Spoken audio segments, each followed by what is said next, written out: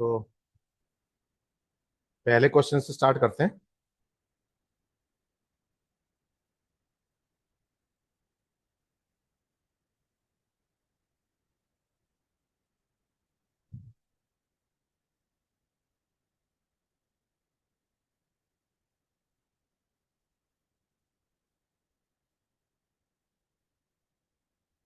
Question paper है ना सभी के पास।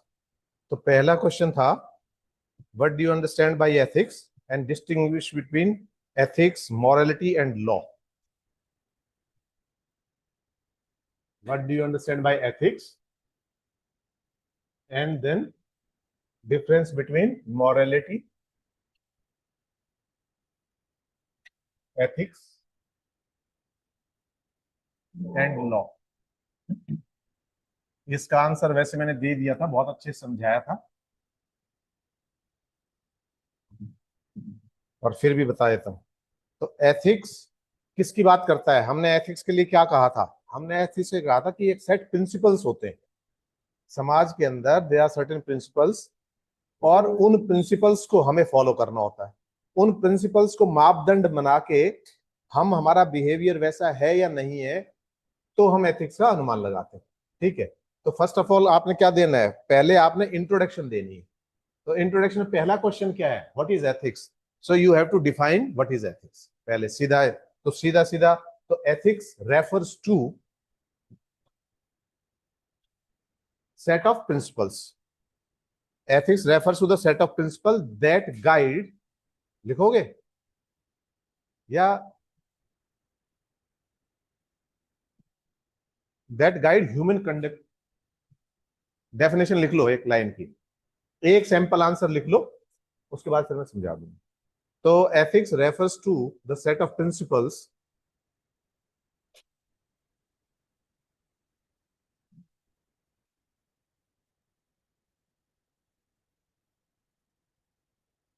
that guide human conduct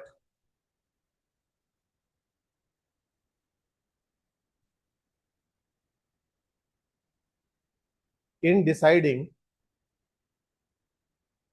what is right and wrong।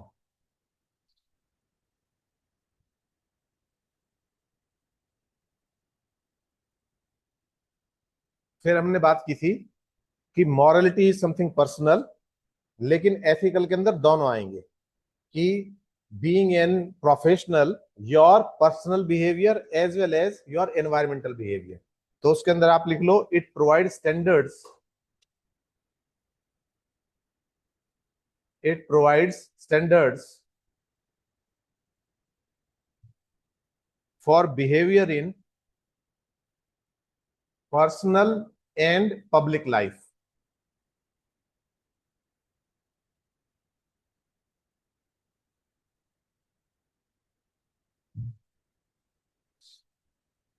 ठीक है, अब हम डिफ्रेंशिएट करेंगे। तो एथिक्स को हमने लिया है, यहां शुरू किया है, तो सबसे पहले एथिक्स ही ले लो आप।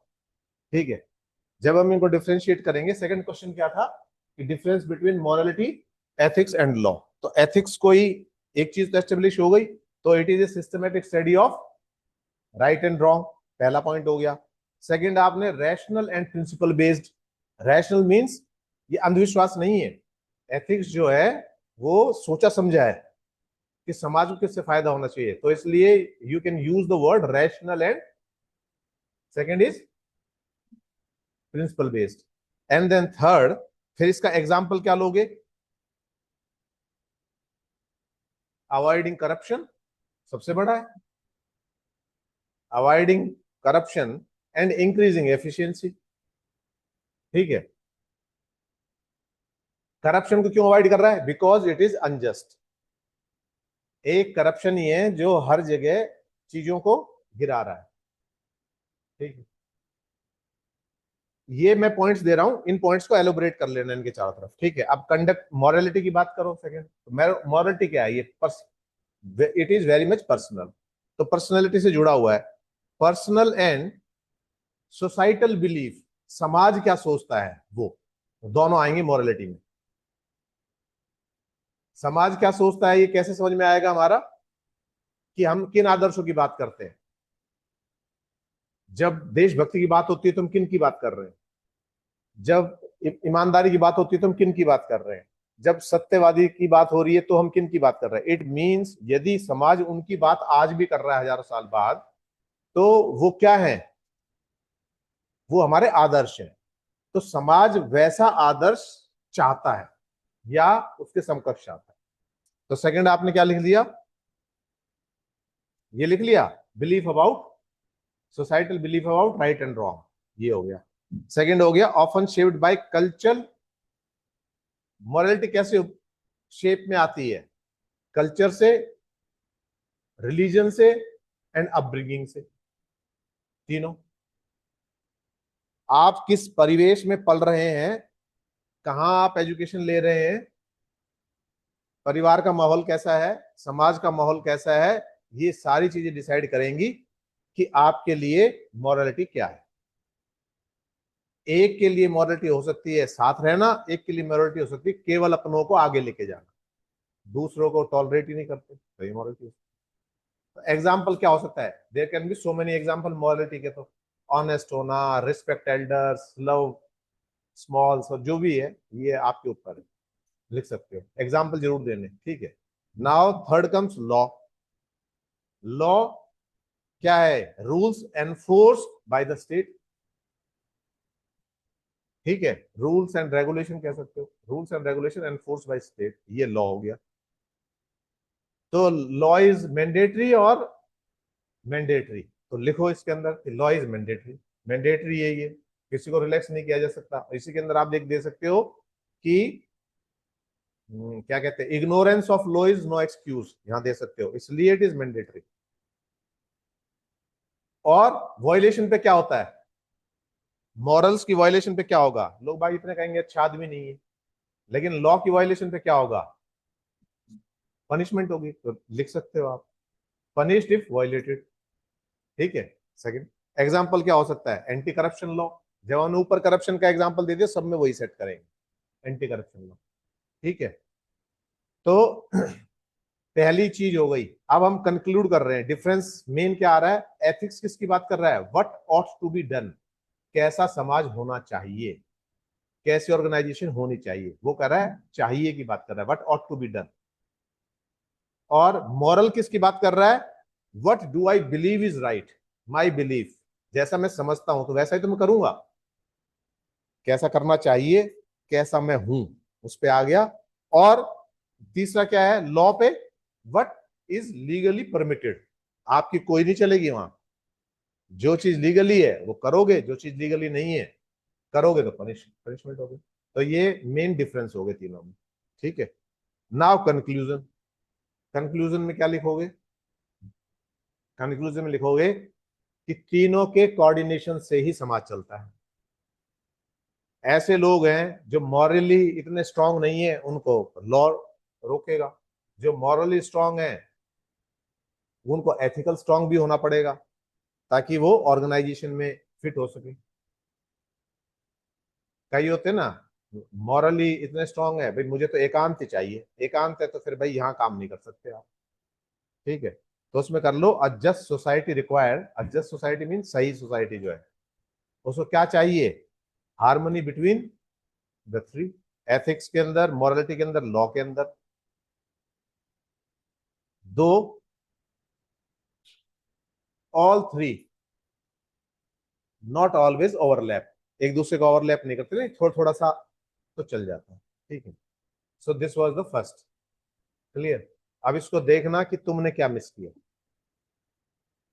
जो आंसर लिखा, क्लियर। इसमें कोई डाउट है तो बताओ।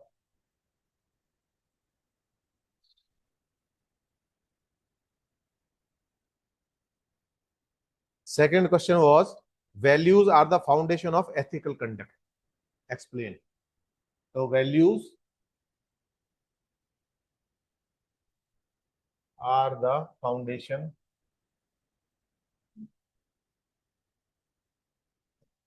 Foundation of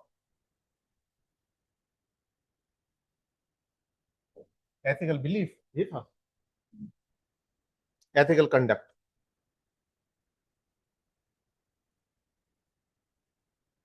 this was the question, ठीक है।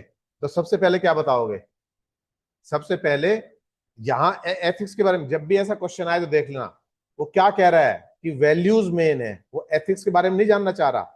एथिकल कंडक्ट के लिए तो you have to define value first, यहां एथिक्स को डिफाइन नहीं करना। आंसर कैसे लिखना है वो क्वेश्चन के ऊपर डिपेंड करेगा। क्वेश्चन किस चीज की बात कर रहा है? वैल्यूज आर द फाउंडेशन, तो you have to emphasise more on value. वो एथिक्स की डेफिनेशन नहीं पूछ रहा आपसे, वो ये मान के चल रहा है, जो सवाल कर रहा है कि ethics, you know ethics, how value is important in forming the ethical conduct. तो आपने किस पे ध्यान देना है यहां इसको, ठीक है। तो सबसे पहले क्या लिखोगे? वैल्यूज के बारे में लिखोगे, तो वैल्यूज आर एंड्योरिंग, इसका भी एक लाइन की डेफिनेशन लिख लो। एंड्योरिंग बिलीफ, एंड्योरिंग जो वर्ड है ये बना है एंड्योरेंस से, और ये इसलिए यूज किया है हमने कि जनरली हम कोई भी लंबे समय तक काम करने की जो क्षमता है उसको हम क्या कहते हैं? स्टेमिना कहते हैं। बट दिस स्टेमिना, हम कह रहे हैं ना इस आदमी का तो बहुत अच्छा स्टेमिना है, लंबी दौड़ दौड़ रहा है ये, लेकिन this is not appropriate, this is wrong. Stamina word is associated with horse, घोड़ों से, इट नॉट ह्यूमन। तो ह्यूमन बीइंग से क्या है? एंड्योरेंस है, तो इसी से ये वर्ड बना है। तो इसीलिए हम कह रहे हैं enduring belief means long lasting belief. वो जो वैल्यूज हैं वो आपके विश्वास को, इन चीजों को बनाए रखते हैं। तो क्या लिखा आपने? Values are enduring belief that influences, किस चीज को इन्फ्लुएंस करेगा? आपकी चॉइस को और कंडक्ट को, that influence choice and conduct. आप ऑनेस्ट हैं तो क्या चुनोगे? ऑनेस्टी चुनोगे। बेईमान है तो बेईमानी चुनोगे। और कंडक्ट क्या है? कंडक्ट कई बार फोर्स भी किया जाता है, तो इसलिए हम दोनों चीज लगा रहे हैं, ठीक है। एथिकल बिहेवियर किस चीज से फ्लो करेगा? फ्रॉम स्ट्रॉन्ग वैल्यू सिस्टम, वहीं से तो आएगा ethical behaviour. Strong value system नहीं है तो कौन एथिक्स की बात करेगा? ईमानदार होना, ऑनेस्ट होना, इंटीग्रिटी, एप्टीट्यूड, इन सारी चीजों की बात करनी बेईमानी हो जाएगी। तो समझ में आ गया यहां? तो अब अगला जब आप लिखोगे उसके, उसमें डिफाइन करोगे, तो आप स्ट्रॉन्ग वैल्यूज को डिफाइन करोगे, ठीक है। तो स्ट्रॉन्ग वैल्यूज को जब आप डिफाइन कर रहे हो तो कौन कौन सी वैल्यूज हैं अब आपको पता होनी चाहिए। They are so many values, you can pick up 4 or 5 of them and then explain, जो आपको सही लगे। लेकिन यहां इसके हिसाब से, अकॉर्डिंग टू योर सिलेबस, कौन कौन सी? इंटीग्रिटी, ऑनेस्टी, ये सारी है, तो इनको लिख सकते हो आप। इंटीग्रिटी, अब इंटीग्रिटी को when you are defining integrity, तो इंटीग्रिटी क्यों डिफाइन कर रहे हो? तो उसमें एक लाइन छोटा सा पहले हेडिंग के अंदर लिखोगे, इंटीग्रिटी कंसिस्टेंसी इन एक्शन। एक क्वेश्चन कंसिस्टेंसी इन एक्शन, कि उस एक्शन में बने रहते हो। जैसे फॉर एग्जांपल जब हम बात करते हैं इंटीग्रिटी की, तो पहला क्वेश्चन आता है योर इंटीग्रिटी इज डाउटफुल। जब एसीआर बनती है कंपनी के अंदर, आपकी रिपोर्ट बनती है, एनुअल रिपोर्ट बनती है, तो उसमें अक्सर ऑफिसर एसीआर खराब करने में लिखते हैं इंटीग्रिटी डाउटफुल। इंटीग्रिटी डाउटफुल का मतलब ये है कि ऑर्गेनाइजेशन के साथ इसकी जो निष्ठा है उस पे we can raise a doubt. क्यों डाउट रेज कर सकते हैं? बिकॉज अपने बेनिफिट के लिए ही can do anything which will harm the reputation of organization, which can give loss to the organization. तो इसलिए integrity is the first thing, ठीक है।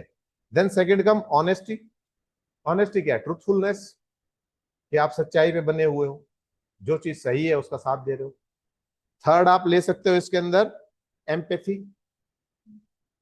एम्पैथी और सिंपैथी, दो वर्ड आएंगे, हम इनको एक्सप्लेन करेंगे। बट एम्पैथी को इसलिए ले लो, यहां पर अंडरस्टैंडिंग अदर्स, उस रिलेशन में ले लो एम्पैथी, ठीक है, कि मैं आपकी भावनाओं को समझता हूं। कई बार क्या होता है, एक ऑर्गेनाइजेशन के अंदर दो लोग आ गए, and you are a manager, you are boss, कुछ भी है आप, या आप आपके साथी हैं, आप भी उनके साथी हैं, वो भी अपनी बात रख रहा है, वो भी अपनी बात रख रहा है, तो उसके दे आर सो मेनी क्या कहोगे आप? मेथड्स टू रिजॉल्व दैट, उसके बहुत सारे मेथड हो सकते हैं। एक क्या है, एक आपने कहा हाँ मैं समझ सकता हूं तेरी बात, ये कहा, और एक मैंने कहा हाँ तू सही है। जहां मैंने ये कहा तू सही है, इसका मतलब सामने वाला गलत हो गया, उसको क्या लगेगा, ये तेरा रोल ले रहा है। और दूसरे को आपने कह दिया हाँ तू भी मुझे सही लग रहा है, तो भी गलत हो गया। तो मैं आपकी भावना को समझ सकता हूं, मैं आपकी सिचुएशन को समझ सकता हूं, I can understand your problem, this is different thing. और जब आप ये कहते हो कि तू सही है, वो फिर आप पार्शलिटी कर रहे हो, आप उसका साथ दे रहे हो। तो अभी तो आपने उसकी बात सुनी है, दूसरे की बात सुनोगे, then you will arrive at a decision, उसके बाद पहुंचोगे। तो द वेरी फर्स्ट मोमेंट आप स्टार्टिंग में ही जब ये कह दोगे कि यार तू सही है, तो फिर वहां गलत हो जाएगा, या तू गलत है, यहां तेरी गलती है, वो गलत हो जाएगा। कि मैंने तेरी बात सुन ली है, समझ ली है, मैं समझता हूं, तो यहां कह दिया तो ठीक है, दूसरे की बात समझी, उसके बाद फिर धीरे धीरे से आपने करना, तो वो भी हम देखेंगे उसके अंदर। तो then accountability, that is more important. Accountability, आप जिस पोस्ट पे हैं उसमें आपकी अकाउंटेबिलिटी होनी चाहिए, मतलब रिस्पॉन्सिबिलिटी एक तरह से कहेंगे हम। तो रिस्पॉन्सिबिलिटी फॉर एक्शंस, मेरे से कोई चीज अच्छी हो गई, मतलब मेरे से क्या, मेरी टीम से, तो I will take the credit. गलत हो गई तो मैं फिर कमियां निकालूंगा, तेरी वजह से हुआ, तेरी वजह से हुआ, तेरी वजह से। तो taking account of all the actions, कि ये क्यों हुए, उसका निष्पक्ष हो। यदि आप, if you are the boss, then you will be responsible for both the things, for good things as well as for bad things, and you have to take the responsibility because you are leading the team, आप उस team को lead कर रहे हो, आप उस सारी चीज को चला रहे हो। तो जब आप अच्छे का क्रेडिट लेना चाहते हो तो be ready to take the credit of wrong things also, ठीक है। और इसके अंदर एक फिर जस्टिस, जब आपकी छवि कैसी होगी, ये होगी कि ये आदमी गलत नहीं कर सकता, तो आपका विश्वास बढ़ेगा या घटेगा? बढ़ेगा। तो जस्टिस, इसके अंदर फेयरनेस इन डिसीजन मेकिंग, कि पार्शियलिटी नहीं होगी। तो आप ये जो वैल्यूज हैं, इसके अलावा जो आपको अच्छी लगे, चार पांच, they are so many values, तो आप पांच छह ऐसी लेंगे जो, क्योंकि हम एथिक्स की बात कर रहे हैं, ethics is related to organisational work culture, तो हम वो करेंगे जो ऑर्गेनाइजेशन को बढ़ाएंगी, उन वैल्यूज को ज्यादा लेंगे, ठीक है। अब कैरेक्टर भी हो सकता है, लेकिन हम यहाँ कैरेक्टर को यो नहीं ले रहे, प्रायोरिटी पे नहीं ले रहे। एक आदमी पर्सनल क्या है, we are least bothered about that. और कैरेक्टर के भी उदाहरण ऐसे मिल जाएंगे जो all together different.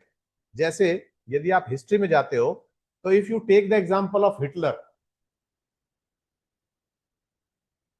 He was the first man to introduce वो जानवरों के अगेंस्ट, क्रुएलिटी अगेंस्ट एनिमल, और आदमियों के साथ उसने क्या किया, he was the first man to introduce no smoking zones, कि स्मोकिंग को, उसने स्मोकिंग को समाज के अंदर कुछ भी ऐसी चीज करने को उसने अपराध घोषित किए। He was that much strict. Character की यदि बात करते हैं तो he was very much, you can say characterful personality he was. The reason being was he was having only single affair in his life, और उससे वो शादी भी करना चाहता था। ये नहीं था कि इस पोजीशन में आने के बाद वो हजारों अफेयर कर सकता था, लेकिन he was not involve with anybody else other than his girlfriend, उसके अलावा किसी के साथ इन्वॉल्व नहीं था। तो यहां पर यदि हम उसके पर्सनल्स को देखते हैं, तो इसका कैरेक्टर बड़ा स्ट्रांग नजर आता है। एंड व्हाट ही डिड, जो उसने किया, पूरे जर्मनी को अपनी एक गर्ज मिटाने के लिए, खुद शहंशाह बनाने के लिए उसने गलत वो किया, कितने लाखों लोगों को कर दिया। दूसरी तरफ एक और नाम आता है, वो अमेरिका का राष्ट्रपति था, पता नहीं जॉन कैनेडी था या, मेरे को ध्यान नहीं आ रहा उसके बारे में, जिसने मंदी से अमेरिका को बाहर निकाला था 1930 की मंदी से। 1930 में बहुत भारी मंदी आ गई थी, उसको डेली शराब चाहिए थी, डेली अलग अलग औरतें चाहिए थी, सिगरेट का, शराब का, हर चीज का आदी था। उसके अंदर कोई ऐसी बुराई नहीं थी जो उसके अंदर ना हो, मतलब तंबाकू बीड़ी से लेकर और बड़ी से बड़ी बुराई तक। लेकिन but as a administrator he was very much successful. तो इसलिए हम कैरेक्टर को यहाँ पर, कैरेक्टर इज गुड, अच्छा होता है, लेकिन कैरेक्टर डजंट मीन्स कि मैं, if I am a man of character, कि मैं, मेरा काम भी उस हिसाब से होगा। Character is very something which is very much personal, वो पर्सनल है। वो आपको विश्वास दिलाएगा, सारी चीज दिलाएगा। लेकिन ऑर्गेनाइजेशन के अंदर आप करेक्टरफुल है लेकिन आप स्किलफुल नहीं है, तो उसकी कोई वैल्यू नहीं। तो यहां पर हम जो भी यूज करेंगे, इसका ध्यान रखना, वो यूज करेंगे जो एथिकल भी हो। जब एथिक्स की बात आ गई, इंटीग्रिटी की बात आ गई, ऑनेस्टी की बात आ गई, तो सारे ट्रेड्स किसके हैं? कैरेक्टर के हैं। तो इसलिए स्पेशल कैरेक्टर को लिखने की जरूरत नहीं है। एक आदमी ईमानदार है, सच बोल रहा है, कैरेक्टर है, तभी तो बोल रहा है। इंटीग्रिटी है, कैरेक्टर तभी कर रहा है। रिस्पॉन्सिबल है, अकाउंटेबल है, कैरेक्टर है, तभी कर रहा है।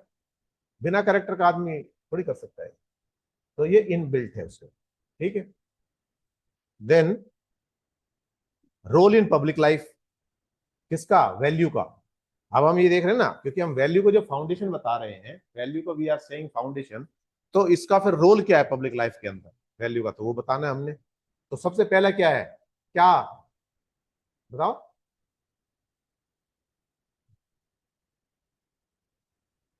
इट बिल्ड ट्रस्ट, आपके अंदर विश्वास, लोगों का विश्वास होगा। यदि if I M man of character, तो आप ये कह सकते हो, बहुत सारी चीजों में आप ये कह सकते हो, सर गलत नहीं करेंगे, सर ऐसा नहीं करेंगे, सर ऐसा नहीं करेंगे। क्यों? क्योंकि जो ट्रस्ट का जो एक वो है, वो आधार है, वो कब बनता है? जब when a man possesses some values. Values नहीं तो ट्रस्ट बनेगा ही नहीं। ठीक है। तो पहला ये हो गया। देन सेकंड, जो सबसे बड़ा क्या होता है एक ऑर्गेनाइजेशन में, सबसे बड़ा डेंट क्या होता है? बताओ, क्या नाम है तुम्हारा लास्ट? प्रिया, बताओ बेटा। एक ऑर्गेनाइजेशन को सबसे ज्यादा चीज क्या है जो उसको खोखला करती है, कमजोर करती है? सबको पता है। हम्म।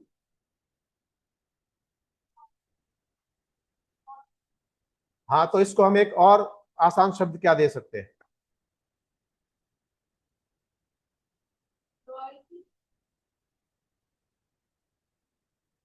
प्राची।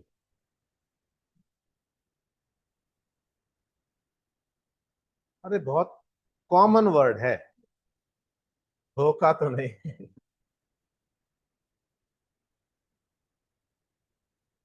अरे करप्शन पुत्र। कि करप्शन हर जगह, यही तो बात होती है, करप्शन है। पॉलिटिक्स में करप्शन है, यहाँ करप्शन है, वहां करप्शन है। कितना सिंपल वर्ड है। तो ऐसे ही वर्ड आपने यूज करने। तो यहाँ यदि वैल्यू है, तो किस चीज को कम करेगी? करप्शन को। तो लिखो रिड्यूसिस करप्शन, लिख लो एक पॉइंट। तो क्या करेगा यहाँ? उस करप्शन को रिड्यूस करेगा। देन अब जब करप्शन कम हो जाएगा तो क्या बढ़ेगा? सारी चीजें बढ़ेंगी, ऑर्गेनाइजेशन की स्ट्रेंथ बढ़ेगी, तो इट विल स्ट्रेंथन। हाँ। तो क्या बढ़ रहा है आपका? इंस्टीट्यूशनल स्ट्रेंथ बढ़ रही है, बिकॉज ऑफ वैल्यू। क्योंकि वैल्यू जो हमने ऊपर सारी डिस्कस करी है, ऐसे ही यदि एम्प्लॉयज होंगे, तो नेचुरली रिस्पॉन्सिबल होंगे, अकाउंटेबल होंगे, ऑनेस्ट होंगे, इंटीग्रिटी वाले होंगे, तो क्या होगा? ऑर्गेनाइजेशन की वो बढ़ेगी। ठीक है। एडमिनिस्ट्रेटर के अंदर विश्वास बढ़ेगा। ये एंड द लास्ट, अब इन सब चीजों से क्या होगा? अब पर्सपेक्टिव आपका आ गया। आप एग्जाम किस चीज का लिख रहे हो? बहुत बेसिक फंडामेंटल दे रहा हूं, 130 नंबर गेन कर देंगे। अब तुम्हारा कसूर होगा सीधे सीधे। अब ये सारी चीजें होगी, अब आप आईएएस है मान लो, ये सारी चीजें हमने यहां तक कर दी, तो उससे क्या बढ़ेगा? किस चीज को प्रभावित करेगा वो?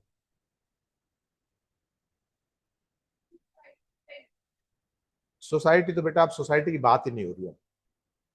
हाँ जी। पर्सनैलिटी किसकी? पर्सनैलिटी की बात खत्म कर दी हमने। ये किस चीज को इंप्रूव करेगा? इतनी सारी चीज हमने डिस्कस की है। ये सस्टेनेबल यूज ऑफ रिसोर्सेज कह सकते हैं, एक फैक्टर है।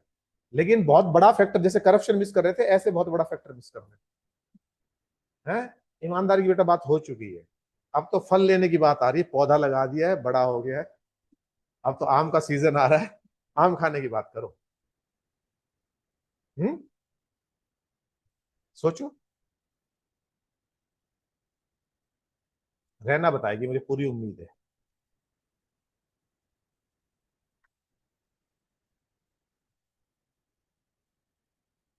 गवर्नेंस इंप्रूव होगी। अब ये कितना बड़ा टॉपिक है, कहाँ मिस कर रहे हो? आपके टॉपिक में से निकलेंगी चीजें, बस मैनेज करना सीखा है।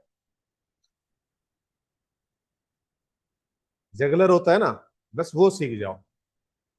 3 वर्ड कोई, एक बार ये वर्ड हाथ में, एक बार ये है, गवर्नेंस है, करप्शन है, आपका जो सिलेबस है उन्हीं के वर्ड्स यूज करोगे तो इंप्रेशन बनेगा कि आप समझ चुके हो। यही आएंगे और क्या। अब आप देखो हमने किस चीज की बात करी, करप्शन आपके यहाँ सब्जेक्ट है, बहुत बड़ा सब्जेक्ट है। गवर्नेंस है, तो आप जब वैल्यूज की बात कर रहे हैं, हम किस लिए कर रहे हैं, आउटपुट क्या चाहिए हमें। एक ऑफिस, हम एथिक्स क्यों पढ़ा रहे हैं, क्यों पढ़ा रहे हैं पुत्र? एथिक्स इसलिए पढ़ा रहे हैं हम, ताकि आपके अंदर वो वैल्यूज आए, आप घबराए ना। अभी 2 दिन पहले अमन कुमार एक जज थे, उन्होंने सुसाइड कमिट कर ली। अभी तो मेरे जैसा होता तो मार के भी ना मरता, लाभ आने देते तेरे परिवार को। क्या था, बहुत हम बच्चे को आइसोलेशन में रखते हैं, वो भी बहुत गलत कर देते कि बेटा तू पढ़, बहुत अच्छी शिक्षाएं दी, सारी चीज दी, लेकिन हमने वॉरियर नहीं बनाया, हमने उसको लड़ाका नहीं बनाया। बहुत पहले की बात है, मैं तमिलनाडु से रेवाड़ी, हम ट्रेन में आ रहे थे, ट्रेन में आ रहे थे, हम 3-4 लोग थे और हम खेल रहे थे कुछ। तो हम सारे साइड वाली सीट पे बैठ गए, साइड वाली सीट भी हमारी थी, ये भी सीट हमारी थी, ये भी सीट हमारी थी। कुछ बच्चे आए, यंग थे, ये बोले सर ये सीट किन की है, रिजर्व डब्बा था। मैंने कहा हमारी है, हम बैठ जाएं। ऑफ कोर्स बैठो भाई, जब तक हमारा मन सोने का ना करे आप बैठ सकते हैं। बैठ गए। लेकिन बैठने के बाद उन्होंने क्या काम शुरू कर दिया, जैसे कंबल पड़ा हुआ था, एक कंबल ओढ़ के सोने लगा, दूसरों ने कंबल खींचना शुरू कर दिया, कंबल नीचे आधा गिर गया, और मतलब दोनों तरफ से ये चीजें शुरू हो गई आधो आधो के अंदर। मैंने, बेटा छोटा था, मैंने उसको कहा, मैंने कहा इनसे कंबल लेके रख। अरे नहीं पापा, इतने लोग हैं, हम तो 2 ही हैं, मारेंगे, देखो झगड़ रहे हैं सारे, फोर्स से, छोटा बच्चा था। तो मैंने कहा ऐसे नहीं होता बेटा, अपने राइट्स लेना सीखो, सीट तुम्हारी है, इन पे एहसान कर रखा है, ऊपर से तुम्हारा ही कंबल गंदा कर रहे हैं, इनको एटिकेट्स और मैनर्स होनी चाहिए। तो नहीं हुआ खड़ा, फिर मैं खड़ा हुआ, मैंने कहा ए खड़ो, निकलो यहाँ से। चलो सीट दे रखी है, यहाँ उत्पात मचा रहे हो। बोले सॉरी अंकल। मैंने सॉरी अंकल के बच्चे, तय बनाए इस कंबल को, तय बनवाई दोनों की, रखो और तमीज से बैठो। 1.5-2 घंटे बैठे, बिल्कुल मतलब जो डिस्कशन करना था बिल्कुल मैनर्स में आ गए। आप विरोध करना नहीं सीखोगे तो एक दिन वो विरोध आपके ऊपर हावी हो जाएगा और आपको लटका देगा, जैसे उस जज को लटका दिया। इसलिए एथिक्स की बात कर रहे हैं। तो एथिक्स का असर कहां आना चाहिए, गुड गवर्नेंस में, करप्शन को कम करने के लिए, गवर्नमेंट की स्कीम्स को इंप्लीमेंट करने के लिए, इन सारी चीजों के लिए तो आप यही लिखोगे, क्योंकि वो लगाया ही इसलिए गया सब्जेक्ट। ठीक है, फालतू की बकवास कितनी लिख दोगे, कुछ नहीं। तो अब एग्जाम्पल क्या दोगे, अब एग्जाम्पल भी तो लीड करना है कि एक सिविल सर्वेंट कैसा होना चाहिए। Civil servant who knows value, he will reject bribery, he will do whatever is favorable for the nation, for the society। ये सारी चीज आप सिविल सर्वेंट को ले आओ उसमें, एग्जाम में सोचेगा बढ़िया, यही बच्चा चाहिए मुझे। ठीक है, और आखिर के अंदर कंक्लूजन क्या है, उसमें एक लाइन लिख लो, values act as moral compass of individual and institution, act as the moral compass. Moral compass मतलब it will show you the path, direction, जैसे कंपास दिखाता रहता है ना नॉर्थ डायरेक्शन, कि ये डायरेक्शन है आपकी, इससे दाएं बाएं नहीं होना। तो moral compass of individual and institution, individual के भी और इंस्टीट्यूशन के भी। क्लियर, कोई डाउट? ठीक है, shall we move to next. तो नेक्स्ट क्वेश्चन हमारा क्या था, discuss the importance of honesty and integrity in civil services. अब ऑनेस्टी की बात हमने इस क्वेश्चन में भी कर ली है और इंटीग्रिटी की बात हमने ऊपर भी कर ली है, उन ट्रेड्स में भी कर ली है। तो इट इज वेरी मच ये। तो क्या हो जाएगा, एडमिनिस्ट्रेशन के मेन पिलर है ऑनेस्टी एंड इंटीग्रिटी। यहां से शुरू करो, क्योंकि यहां डिफाइन नहीं करवा रहा, यहां वो कह रहा है इंपॉर्टेंस। इसका मतलब वो क्या मान के चल रहा है, क्वेश्चन को यदि समझ गए तो आंसर देना बहुत इजी हो जाएगा। यहां वो पूछ नहीं रहा, यहां वो कह रहा है discuss the importance of honesty and integrity in civil services. इसका मतलब जो क्वेश्चन कर रहा है वो ये मान के चल रहा है कि यहां पर एथिक्स आपको अच्छे से पता है, ऑनेस्टी आपको पता है, इंटीग्रिटी आपको पता है। तो यहां वो किसी चीज को डिफाइन नहीं करना, यहां आपने उनकी सिर्फ इंपॉर्टेंस को डिफाइन करना है। यहां आप डेफिनेशन मत लिख देना, समझ गए। तो यहां पर आप क्या लिखोगे, honesty and integrity are the centre pillar of administration, ethical administration. Administration तो गलत भी हो सकता है, समझ गए। तो यहीं से शुरुआत करो कि ये दो क्या है, मजबूत स्तंभ हैं, किस चीज के आधार हैं, एथिकल एडमिनिस्ट्रेशन के, ऑनेस्टी के। फिर एग्जांपल दे दो, ऑनेस्टी के बारे में, इंपॉर्टेंस ऑफ ऑनेस्टी लिखो। तो उसमें क्या क्या हो जाएगा, सारी चीजें हमने बात की है। ऑनेस्टी क्या करती है, एक आदमी ईमानदार है रिश्तों में, एक आदमी ईमानदार है वर्क प्लेस पे, तो क्या चीज नजर आती है,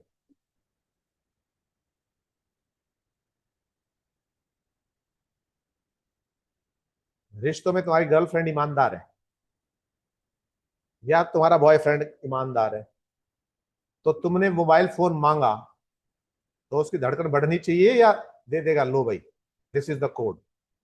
कोड कहते हैं, क्या कहते हैं खोलने वाले को, password, this is the password, बोलो। तो क्या बढ़ा उससे, ट्रांसपेरेंसी, जब मैं गलत नहीं तो मुझे कोई दिक्कत नहीं। तो पहली चीज क्या हो जाएगी, एंश्योर ट्रांसफर, बिल्कुल लिख सकते हो। और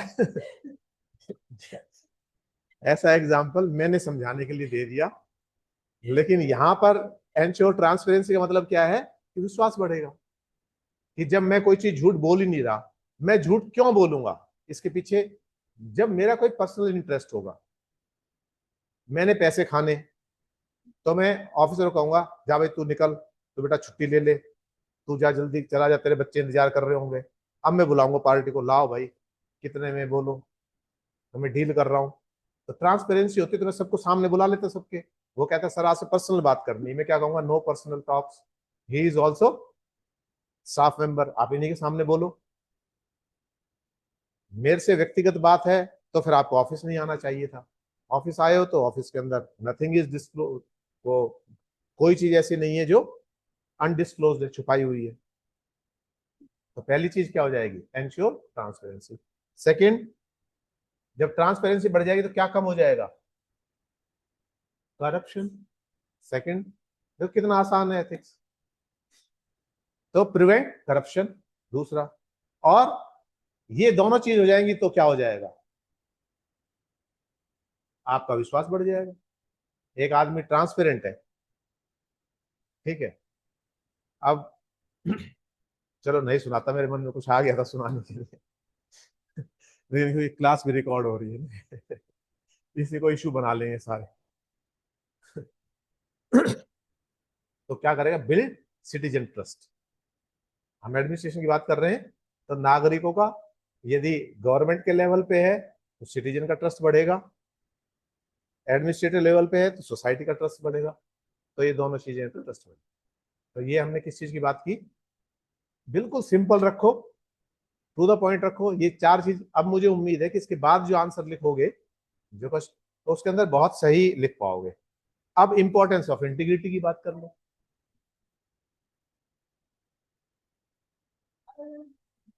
बिल्कुल, इसलिए तो बनवा रहा हूं पॉइंट्स, इन पॉइंट्स को एलोबरेट करो। कई बार क्या होता है, सामने वाला ऐसा नहीं होता कि हर समय एक मूड में बैठा होता है। जब मैं यूनिवर्सिटी में पढ़ रहा था तो मेरी इमेज थी कि भाई मैं बहुत इंटेलिजेंट हूँ। इंटेलिजेंट इसलिए तो मैं क्लास में कभी जाता नहीं था, एलएलबी जब कर रहा था तो मैं एक दिन भी नहीं गया, और शक्ल सूरत और एक आधा तुक्के ऐसे लग जाते थे। उन्होंने मेरे को दे दिए पेपर चेक करने के लिए LLM में कर रहा था, उन्होंने कहा रणजीत यहाँ आओ। मैंने कहा यस सर। प्रैक्टिकल की तैयारी है? मैंने कहा सर अभी तो नहीं है।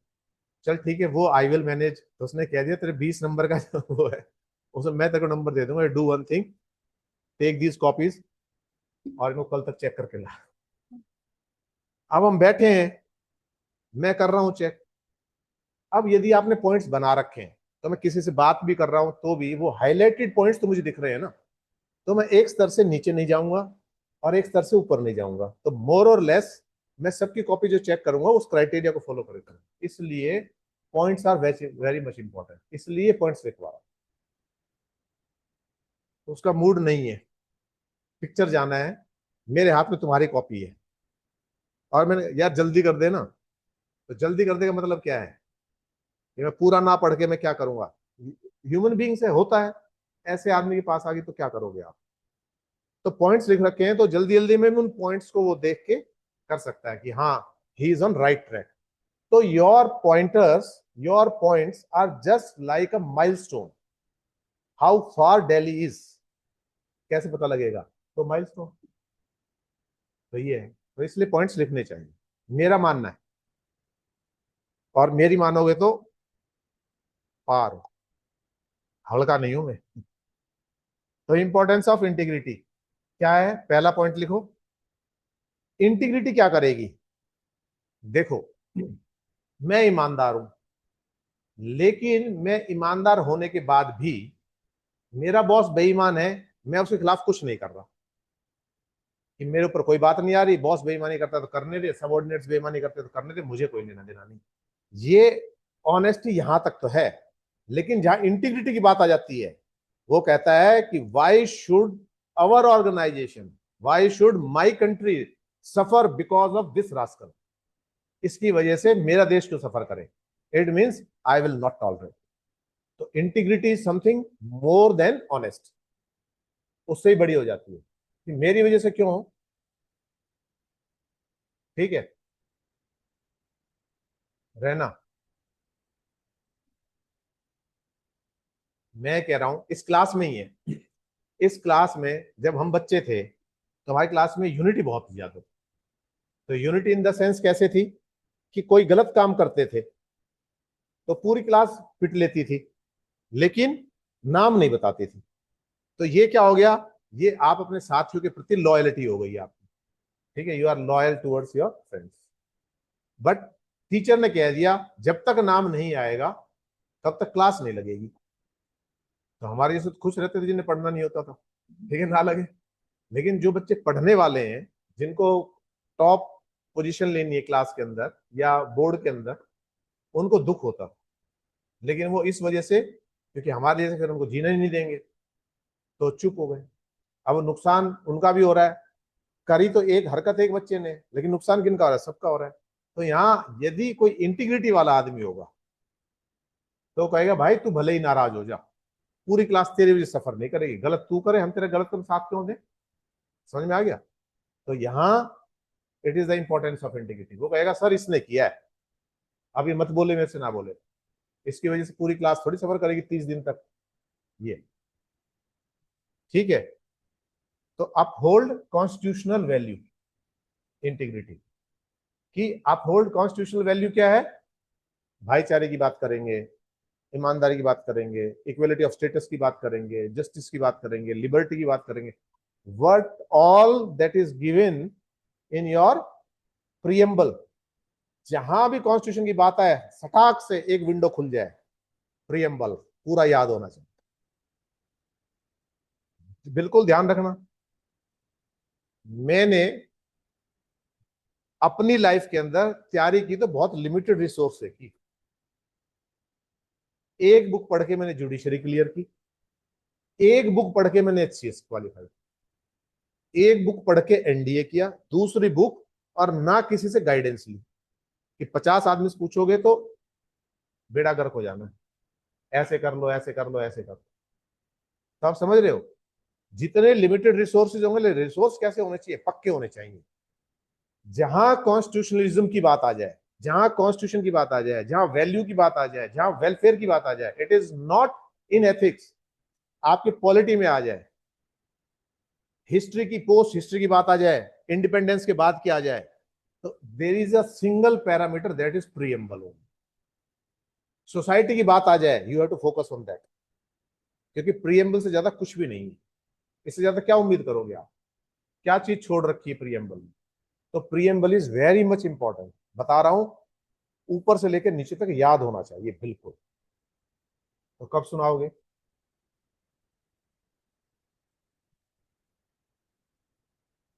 हाँ पुत्र, कब? प्रीएम्बल कब सुनाओगे? परसों। और कोई जो इससे पहले सुना सकता हो? कल ही। ठीक। और कोई जो कहे आज शाम तक सर आप जाओगे, उससे पहले सुना दूंगा।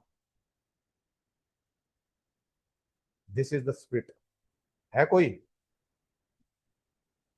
है कोई भाई जो है चैलेंज ले? है कोई बहन कि सर आपके जाने से पहले? कोई नहीं?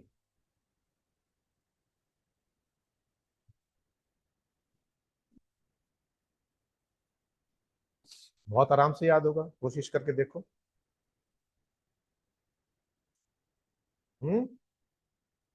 चलो। अगला फिर इंटीग्रिटी क्या करती है? यदि एक इंटीग्रिटी वाला आदमी है, तो हमने इतनी बड़ी चीज डिस्कस कर ली उसके बारे में, वो कभी भी इम्पार्शियल डिसीजन नहीं लेगा। डिसीजन मेकिंग कैसी होगी? इम्पार्शियल। Impartial decision. तो वो हमेशा कैसी करेगा? एंश्योर करेगा कि इम्पार्शियल डिसीजन मेकिंग।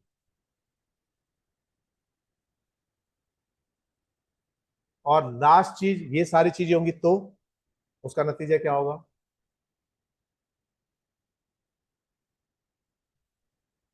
ये सारी चीजें होंगी तो उसका नतीजा ये होगा कि पब्लिक रिसोर्सेज बचेंगे। क्यों? सरकारी मशीनरी का दुरुपयोग नहीं होगा, सरकारी पैसे का दुरुपयोग नहीं होगा, सरकारी पावर का दुरुपयोग नहीं होगा, सरकारी रिसोर्सेज का दुरुपयोग नहीं होगा। तो क्या हो जाएगा? Protect public resources. Public resource जितने हैं वो बचेंगे। अब इसके अंदर एक, क्योंकि यहां उन्होंने पूछा है कि ये दोनों, इंपॉर्टेंस दोनों की पूछी जा रही है। जहां ये बात ध्यान रखना, जहां इंपॉर्टेंस दोनों की पूछी जा रही हो, वहां दोनों को मिलाकर उसका इंपैक्ट भी बताना है आपने। तो हमने दोनों को इंडिविजुअली बता दिया, ऑनेस्टी से क्या होगा, इंटीग्रिटी से क्या होगा। अब इन दोनों का कलेक्टिव इंपैक्ट है वो क्या आने वाला है, वो बता दो। तो है, गवर्नेंस अच्छी होगी, तो both will improve the governance. 5 रुपए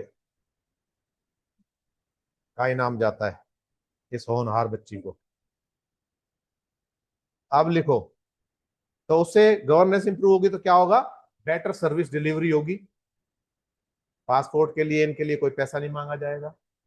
तो इट विल इंप्रूव गवर्नेंस, उसके अंदर छोटे छोटे पॉइंट बना दो। Better service delivery, ethical leadership, ऐसा बंदा है तो एथिकल लीडरशिप होगी, गलत चीजें प्रमोट नहीं होंगी।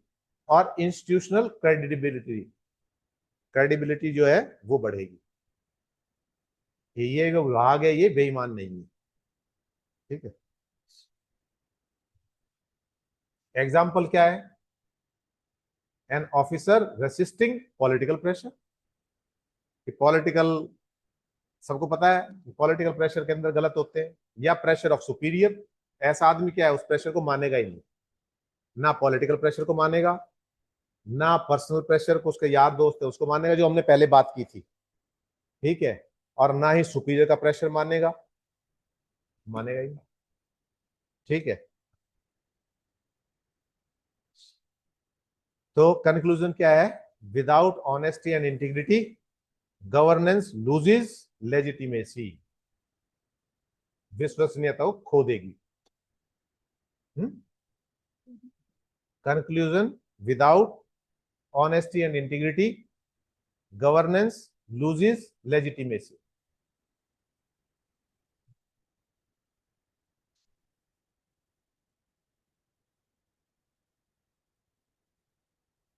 ठीक है। अब समझ में आ रहा है ये सेम से क्वेश्चन अलग अलग क्यों दिए हैं मैंने? कहीं मैंने इंपॉर्टेंस पूछी है, कहीं मैंने डिफरेंस पूछा है, कहीं मैंने वो, तो ये इस तरह की प्रैक्टिस है कि इससे सब आपको पता लग जाए। अब ना fourth question is relation between attitude and ethical behaviour.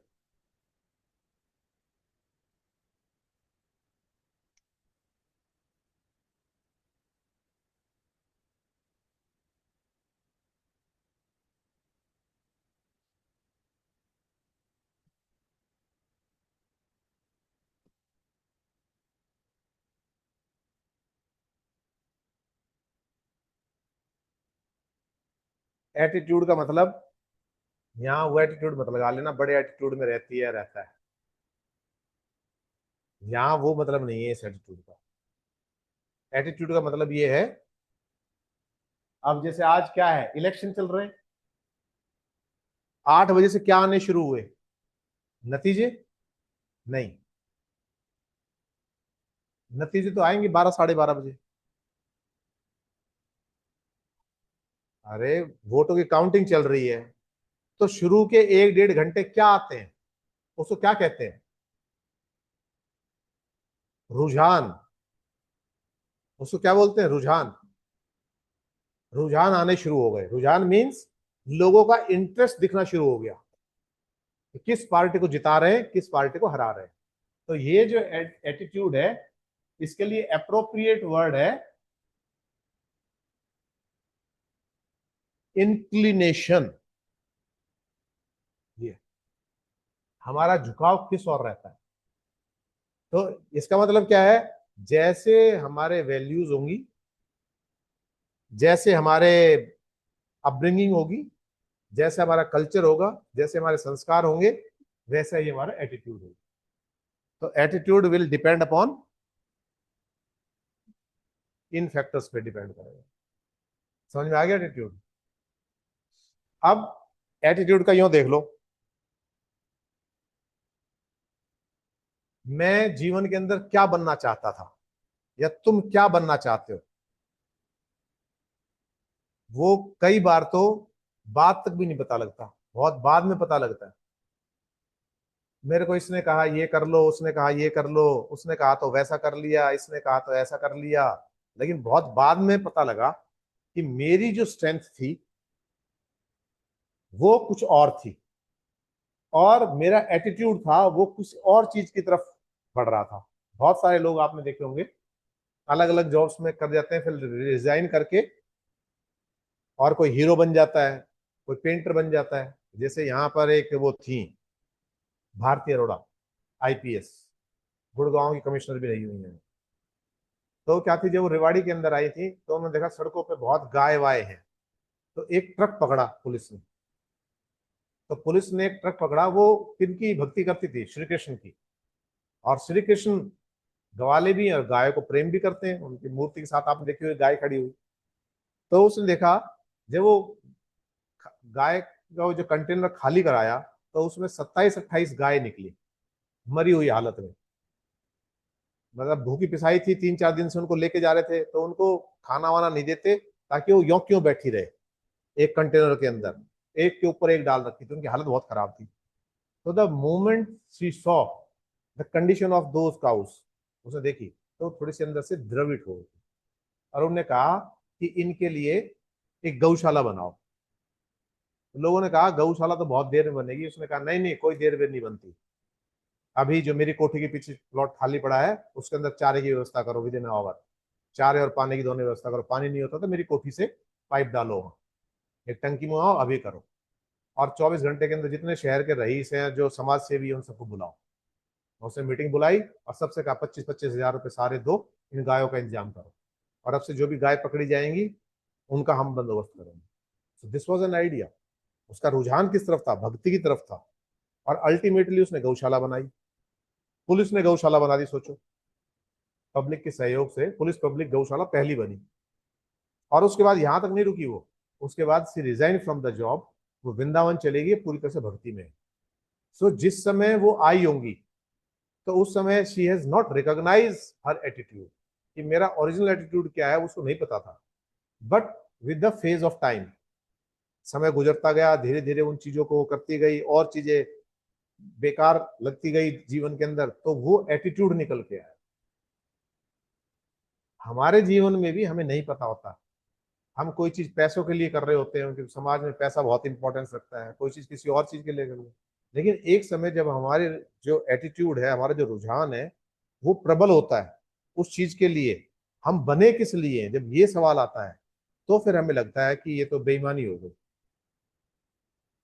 एक आईपीएस और थे, आईएएस थे वो, तो वो उन्होंने एक एल्बम बनाई थी, रूंडा चला इंग्लैंड, रागनी। तो रागनी वागनी गाने में बहुत उनका इंटरेस्ट था।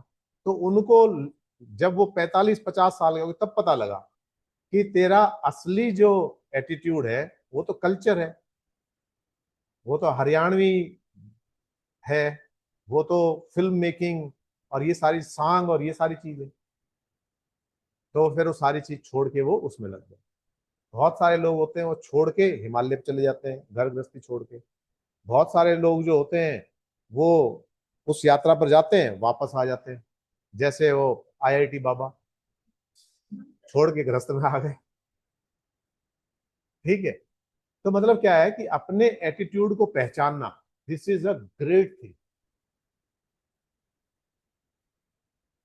But we are unable to recognise it. और ये सबसे बड़ा दुर्भाग्य है। एक बच्चा 12 साल तक स्कूल में रहता है, नर्सरी से 12 साल तक, कोई टीचर उसके एटीट्यूड को नहीं पहचान पाता, ना कोई कोशिश करते।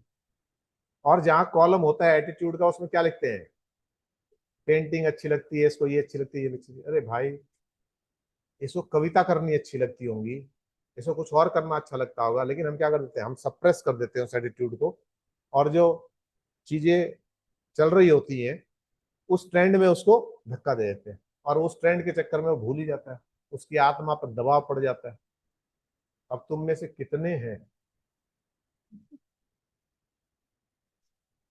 जो एटीट्यूड की वजह से नहीं, धक्के की वजह से यहाँ है? इसका एनालिसिस खुद कर लेना। मैंने टाइम से पहले जॉब वॉब छोड़ी।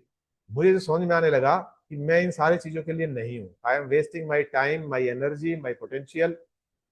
तो मैंने जब अपने एटीट्यूड को पहचाना तो छोड़ छाड़ दी नौकरियां, आ गए अपने मस्त मौली जिंदगी में। अदरवाइज लग रहा था क्या जिंदगी जी रहे हैं, क्या मिल रहा है इससे। समझ गए आप? तो ये बहुत बड़ी चीज है। इसलिए एटीट्यूड को बहुत बड़ा मानना, कि जिस आदमी का जो एटीट्यूड होगा, वो कहीं ना कहीं जब भी उसको अवसर मिलेगा, जब उसको पावर मिलेगी, वो उस फैक्टर को बाहर ले आए। करप्शन वाला एटीट्यूड होगा तब तक ईमानदार रहेगा जब तक प्रोबेशन है, सरकार हटा सकती है, आ जाएगा। ऑनेस्टी वाला रहेगा तो दबाव के अंदर कुछ भी कर रहा हो, लेकिन एक दिन जब उसके पास पावर आएगी, वो बेईमानी नहीं करने देगा। समझ में आ गया यहाँ एटीट्यूड का मतलब? तो अब इसकी डेफिनेशन लिखो। अब ये क्या है ना, रिलेशनशिप की बात कर रहे हैं हम, एटीट्यूड का और एथिकल बिहेवियर के रिलेशनशिप के, यहां भी डिफाइन करने की जरूरत नहीं। तो यहां आप सिर्फ एटीट्यूड के बारे में बहुत थोड़ा लिखोगे। Attitude is a learned tendency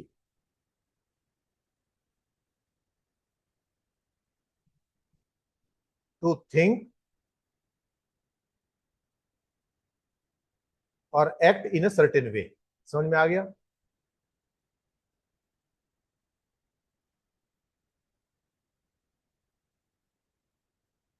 full stop. It significantly affects ethical conduct,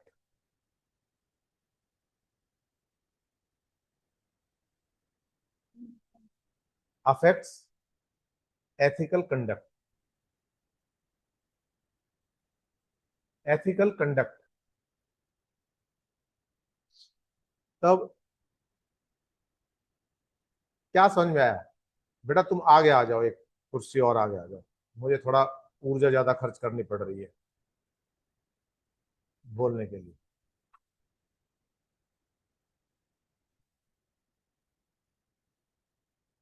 तो समझ में आया? एटीट्यूड का समझ में आया? पढ़ाऊंगा तो और डिटेल में बता दूंगा, मोटा मोटा मैंने यहाँ क्लियर किया। ठीक है, तो अब दूसरा उदाहरण हम लेते हैं कि एक आदमी 2 दिन की छुट्टी हुई, 3 दिन की छुट्टी, उसमें क्या करना चाहेगा? एक आदमी आईपीएल देखने जाएगा, एक आदमी ड्रामा करने जाएगा, एक आदमी कहीं पहाड़ों पे घूमने जाएगा, एक आदमी कहीं एकांत में जाएगा, बुक पढ़ेगा, एक आदमी किसी मंदिर के दर्शन करने जाएगा, एक आदमी गोवा जाएगा, थाईलैंड जाएगा। ये क्या शो कर रहे हैं? उसका एटीट्यूड शो कर। एक आदमी कहां कहां घूमने गया, उससे उसकी कुंडली बन जाती है। एक आदमी ने क्या क्या खाया, उससे उसकी कुंडली बन जाती है। तो उससे क्या पता लग जाता है? उसके एटीट्यूड पता लग जाता है। 4 बार घूमने गया, कहाँ गया, उसके दोस्त कैसे हैं, एटीट्यूड पता लगता है। देसी में कहावत है, शक्कर खोरे को शक्कर खोरा कहीं भी मिल जाए। तो यही है। तो ये एटीट्यूड है जो अपने जैसे को ढूंढ लेगा, वो रहेगा ही उसमें। शादी वादी में जाते हो ना, तो उसके अंदर से आदमी पहले जाएगा, जेब में हाथ डालेगा, दाएं बाएं करके देखेगा सबको, हाँ, फिर वहीं चला जाएगा, वहां से बात शुरू करेगा कि दोनों एक एटीट्यूड के हैं। ड्रिंक की जरूरत होगी तो वो पहचान लेता है कि ये आदमी तेरे लिए बियर शियर का इंतजाम कर देगा।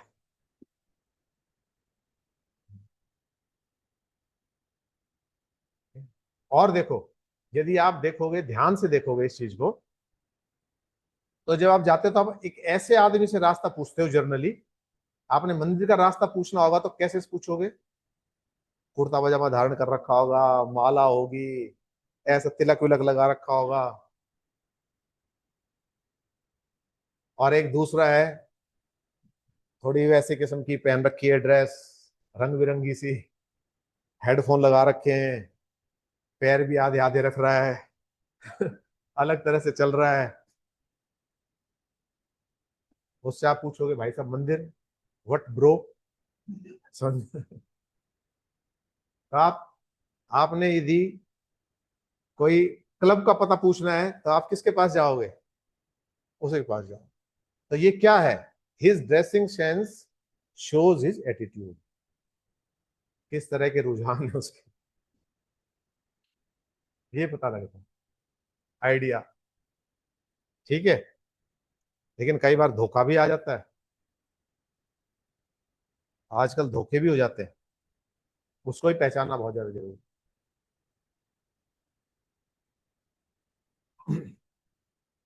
तो लिख लिया। अब रिलेशनशिप, क्वेश्चन क्या है? रिलेशनशिप, तो रिलेशनशिप से शुरू करो। ठीक है, तो रिलेशनशिप क्या होगा? पॉजिटिव एटीट्यूड है तो क्या करेगा? एथिकल वैल्यूज को बढ़ाएगा। तो positive attitude promotes ethical conduct. Positive attitude का मतलब क्या हो गया? पॉजिटिव एटीट्यूड का मतलब हो गया जो अच्छाई की ओर है, तो एथिकल उसको बढ़ाएगा। और नेगेटिव होगा तो, नेगेटिव होगा तो रहना अपोजिट चीजों को, अनएथिकल चीजों को प्रमोट करेगा। तो लिख लो, नेगेटिव एटीट्यूड में जस्टिफाई अनएथिकल एक्शंस।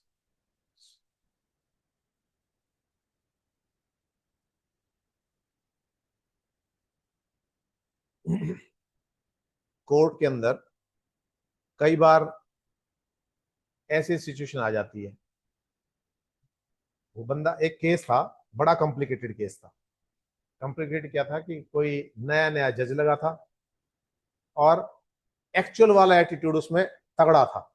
मतलब ये एटीट्यूड नहीं, दूसरा जिस हम एटीट्यूड की पहली बात कर रहे थे, वकीलों को समझता ही नहीं था। केस आया कि भी एक मॉडेसिटी का केस आया, कि इस लड़की को बार बार घूर रहा था, ये केस आया।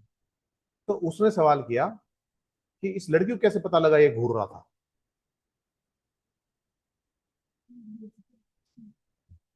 इसका मतलब ये भी घूर रही थी, तो मुझे तो कोई इसमें गलत नहीं लगता।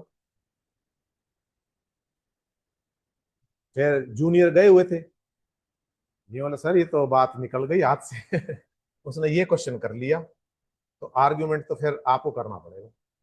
मैं कहा चलो भाई हम चलते हैं मैदान में। मैं गया वहां, तो ये बोला वकील साहब ये बताओ, ये भी तो घूर रही थी। तो फिर मैंने जो तुम्हारे सामने एग्जाम्पल दिया था अच्छे का इसका, मैंने कहा सर चलो शब्द है ना, चलो चलो चलो, क्या मतलब हुआ? भगाने का है। चलो भाई चलो, ऐसे मतलब देर हो रही है भाई, जल्दी करो, फास्ट करो। ठीक है, चलो चलो, हिम्मत करो, पहाड़ पे चढ़ रहे हैं तो। आज से कहा, चल, इसका मतलब निकल ले, तेरे लिए कोई खाना नहीं है। तो हट परे का भी क्या हो जाएगा, चल चल, मतलब तेरे जैसे बहुत देखे हैं। मैंने कहा सर वर्ड तो एक ही है, लेकिन इसके कितने अर्थ हैं? तो the way he was seeing, she was concern about that. ये नहीं है आप सो देख रहे हैं, वो तो माँ भी देखती है बच्चे को, जब दूध पिलाती है तो भी वैसे भी देखती रहती है, बच्चा ही माँ को देखता रहता है। लेकिन एक एक औरत को एक माँ की दृष्टि से देखना, एक पत्नी की दृष्टि से देखना, एक दोस्त की दृष्टि से देखना, एक वहशी दरिंदे की दृष्टि से देखना, तो मैंने कहा डोंट यू फील कि वो दृष्टि सब अलग अलग होती होंगी? फिर ये बोला कि इसको कैसे पता ये उस दृष्टि से देख रहा है? मैंने कहा सर आप तो उलझ रहे हो, आप और गलत आदमी से उलझ रहे हो, फिलोसफी वाले आदमी से उलझ रहे हो। फिर मैंने ऊपर उसकी फिलोसफी बताई। मैंने कहा आप बस में चढ़ते हो, बस में चढ़ते हो तो आप हमेशा कौन सी सीट पे बैठते हो हमेशा, मेरा क्वेश्चन। फिर बोला आप मेरा इंटरव्यू ले रहे हो? मैंने कहा इंटरव्यू नहीं ले रहा सर, मैं अपनी बात कर रहा हूँ, एंड आपका क्वेश्चन था इसलिए आई एम एड्रेसिंग यू। फिर बोला, मैंने कहा पहली पहली सीट पे बैठना चाहिए ना आपको, वीआईपी सीट होती है वहां बैठने की कोशिश करते हो। नहीं हमेशा नहीं बैठता। तो क्यों नहीं बैठते? कभी मैं तीसरी बैठता हूँ, कभी पांचवी, क्यों बैठते हो? तो बस को जवाब नहीं था। मैंने कहा आप इसलिए बैठते हो कि the moment you get in the bus, you make an eye contact with all the passengers who are sitting over there. आप उन सबसे एक आई कॉन्टेक्ट बनाते हो, फिर आपको एक आदमी सही लगता है, आप वहां जाके बैठते हो। और क्यों है? द रीजन बीइंग इज उसकी आंखों का नूर, उसकी आंखें कितनी ईमानदार है, क्या कह रही हैं, आपकी फ्रीक्वेंसी को मैच करती है या नहीं करती, तब आप जाके वहां बैठते हो। It is not like this, इस तरह से नहीं है जैसे आप हवा में आपने बात कह दी। तो मैंने कहा अच्छे बुरी का इतना अनुभव है, ये 30 साल की औरत है तो इसको पता है कौन किस दृष्टि से देख रहा है, किस तरह से छू रहा है। She can feel better. और यदि ये कह रही है तो शी मीन्स इट। चुपचाप सजा कर दी।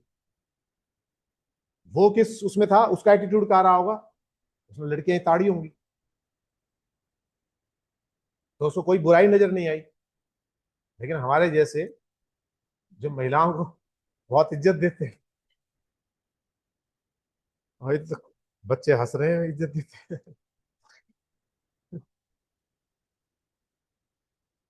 तो वो क्या करेंगे? उनको पता है कि क्या चीज कहाँ किस तरह से होती है। तो आपको समझ में आया? तो यहां पर जिस आशय से मैं कहना चाह रहा था वो ये है कि एटीट्यूड जो है आपका उसी तरह का। तो मैंने एक एटीट्यूड बताया कि उसका एटीट्यूड बिहेवियर इस तरह का रहा होगा, इसलिए वो जजमेंट में भी वही चीज पास कर रहा है। और एक अपोजिट एटीट्यूड का बंदा बैठा होगा जो बड़ा संस्कारी होगा, जो घर में बहनों की उन सबकी इज्जत करता होगा, उसके लिए बात बहुत बड़ी होगी। वो क्या करेगा? उसे पक्का पक्का सजा करेगा, वो क्वेश्चन ही रेज नहीं करेगा। समझ गए? ये तो नेगेटिव एटीट्यूड में जस्टिफाई अनएथिकल चीजें। ठीक है, तो कंपोनेंट्स ऑफ एटीट्यूड कि क्या चीज है, अब हमने रिलेशन बता दिया। तो कॉग्निटिव, कॉग्निटिव का मतलब क्या है? बिलीफ, हम क्या मानते हैं। हमारा जो बिलीफ है, बिलीफ सिस्टम ही तो हमारे बनाता है। We are the product of our own thoughts. Thoughts कहां से आते हैं? व्हाट वी बिलीव, वही हमारे उस पर बनता है। मैं किस चीज को मानता हूं? मैं भगवान को मानता हूं तो मेरे मेरे अंदर कुछ चीजें अलग होंगी। एक भगवान को नहीं मानता, उसके अंदर कुछ चीजें अलग होंगी। तो वो सारी चीज किस पे डिपेंड करती है? हमारे बिलीफ सिस्टम के ऊपर बहुत सारी चीजें डिपेंड। ठीक है, do you agree with this Prachi? हमारा जो बिलीफ सिस्टम है वो हमारे बिहेव को कंट्रोल करता है। कहां तक एग्री करते हो उस बात से? एक आस्ते आदमी होगा, गाड़ी ड्राइव कर रहा होगा, मंदिर के बराबर से गाड़ी जाएगी, झुकेगा, यूं करेगा, हॉर्न बजाएगा, गाड़ी धीरे करेगा। ये क्या उसका बिलीफ ही तो है। सारी चीजों में चेंज होगी। और जिसको कोई लेना देना नहीं, वो वहां जाके जानबूझ के हॉर्न बजाएगा, तेज निकालेगा। तो आपका बिलीफ जो है, क्या विश्वास है आपका, वो आपको बिल्ड करता है, वो आपको शेप करता है। तो एटीट्यूड किस चीज से आएगा? सबसे पहले बिलीफ से, आपके बिलीफ से। ठीक है। और वो बिलीफ कैसे बनेंगे वो अलग चीज है। Then second thing is affective. वो क्या है? Feelings. What type of feelings you are having for a particular thing. आपकी किसके प्रति कैसी फीलिंग है? गरीबों के प्रति कैसी है, नेताओं के प्रति कैसी है, साथियों के प्रति कैसी है, महिलाओं के प्रति कैसी है, पुरुषों के प्रति कैसी है, ये सारी उसी से तो एटीट्यूड बनेगा। आप फील कैसे करोगे? जैसे आपका बिलीफ होगा वैसे आपकी फीलिंग्स होगी। Second important thing. और थर्ड, जैसा आपका बिलीफ होगा, जैसी आपकी फीलिंग होगी, वैसे आपके एक्शन होंगे, बिहेवियर होगा।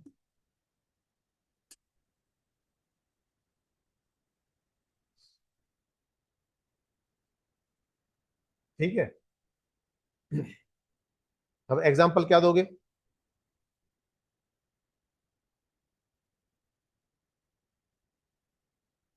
एग्जाम्पल के अंदर हमेशा एक अच्छे ऑफिसर को दिमाग में रखना। वो एग्जाम्पल अच्छे होंगे। अब यहाँ तुम कह रहे थे एग्जाम्पल दे सकते हो, यहाँ मैं कहूंगा कि एक अच्छे एटीट्यूड वाला लड़का लड़कियों की इज्जत करेगा, एक बुरे एटीट्यूड वाला लड़का लड़कियों को छेड़ेगा। इस तरह के एग्जाम्पल यहाँ नहीं दे। ठीक है। हाँ। हाँ, तो ऐसा क्या होगा? कंपनशनेट।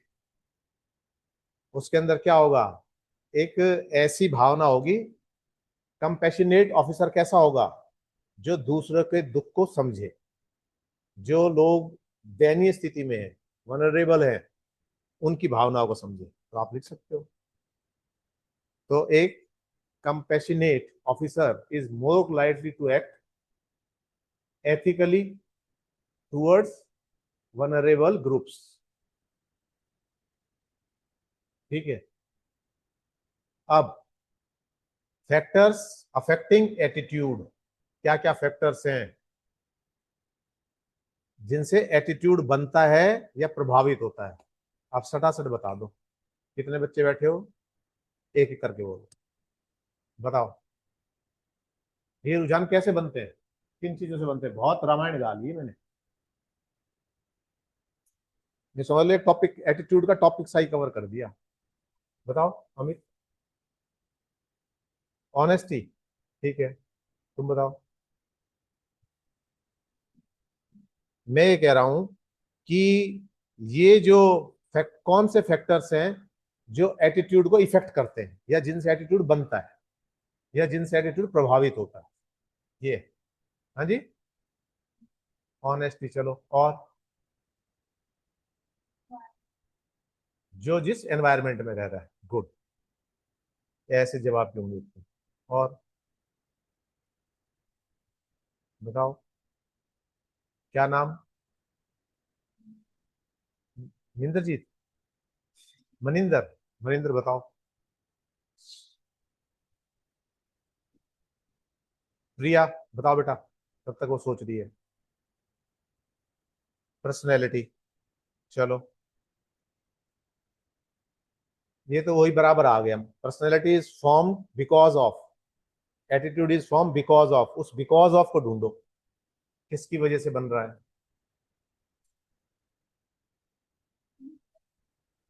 Belief of, belief and values. From where these come. अब वहां पहुंचना है तुम्हें। Society, good. सोसाइटी हो गई, फैमिली हो गई, एजुकेशन हो गई, स्कूल हो गए।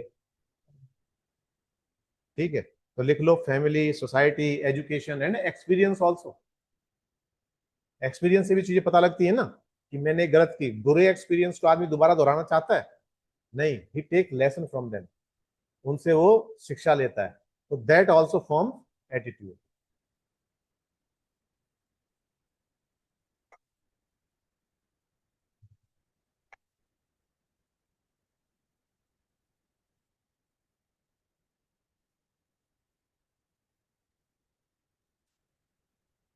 तो कंक्लूजन क्या निकालेंगे?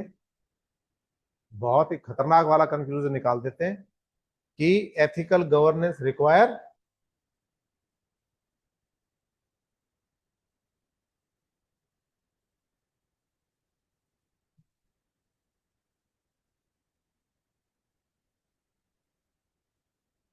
ethical governance require the right attitude along with knowledge।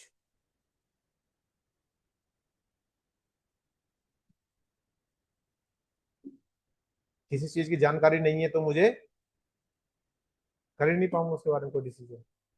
तो सही नॉलेज और सही एटीट्यूड क्या बन जाएगा? ठीक है। अब जितनी देर में क्लास खत्म की थी उससे ज्यादा देर तुम्हें इनको समझाने में लग रही है, तो अब मैं उम्मीद करूंगा कि अब गलत नहीं करोगे, एक पैटर्न समझ में आ जाएगा आंसर लिखने में। और अब इन सारे आंसर्स को दोबारा लिख के लाना। ठीक है। अगला क्वेश्चन क्या है? Difference between personal and professional value.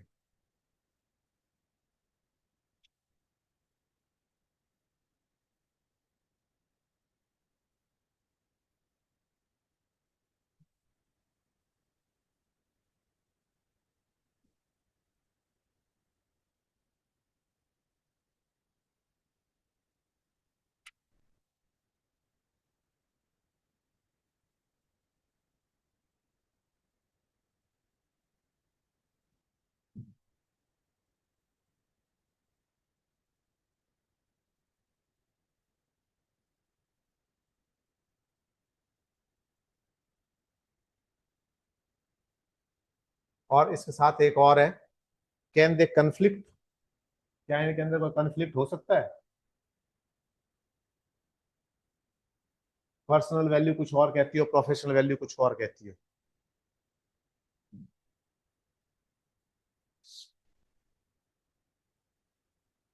हैं? हो सकता है। बताओ कोई पहले तो पर्सनल वैल्यू और प्रोफेशनल वैल्यू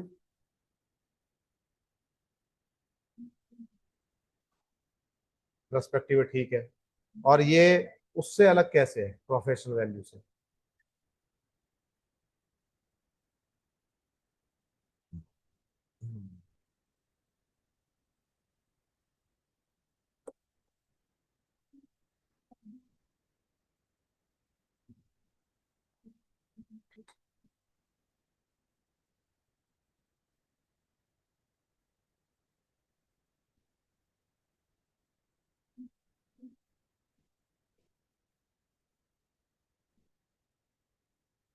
ठीक है, मतलब ये है कि पर्सनल आप बड़े लिबरल हो, लेकिन प्रोफेशनलिज्म क्या डिमांड करता है?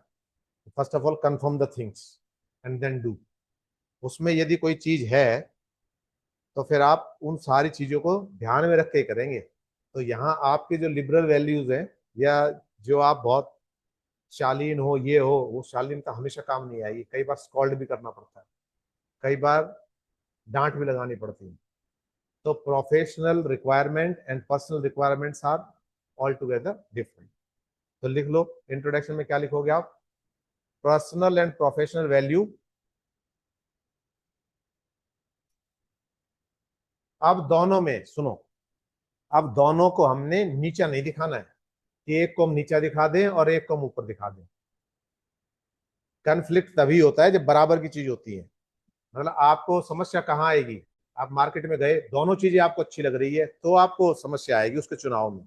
एक इंफीरियर लग रही है, एक सुपीरियर लग रही है, then you will face no difficulty, easily आप चूज कर लोगे अच्छे और बुरे में। लेकिन दो अच्छी चीजों में चुनाव करना हो, then it become quite difficult. तब डिफिकल्टी आती है। तो यहाँ दोनों ही चीजें महत्वपूर्ण है। किस चीज की बात कर रहे हैं, हम पर्सनल वैल्यू की बात कर रहे हैं और प्रोफेशनल वैल्यू की बात कर रहे हैं।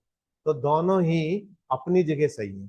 तो इसको जब लिखेंगे तो हम अब किसकी बात करेंगे कि जीवन के अलग अलग क्षेत्र में कहीं इसकी वैल्यू हो जाती है और कहीं उसकी वैल्यू हो जाती है।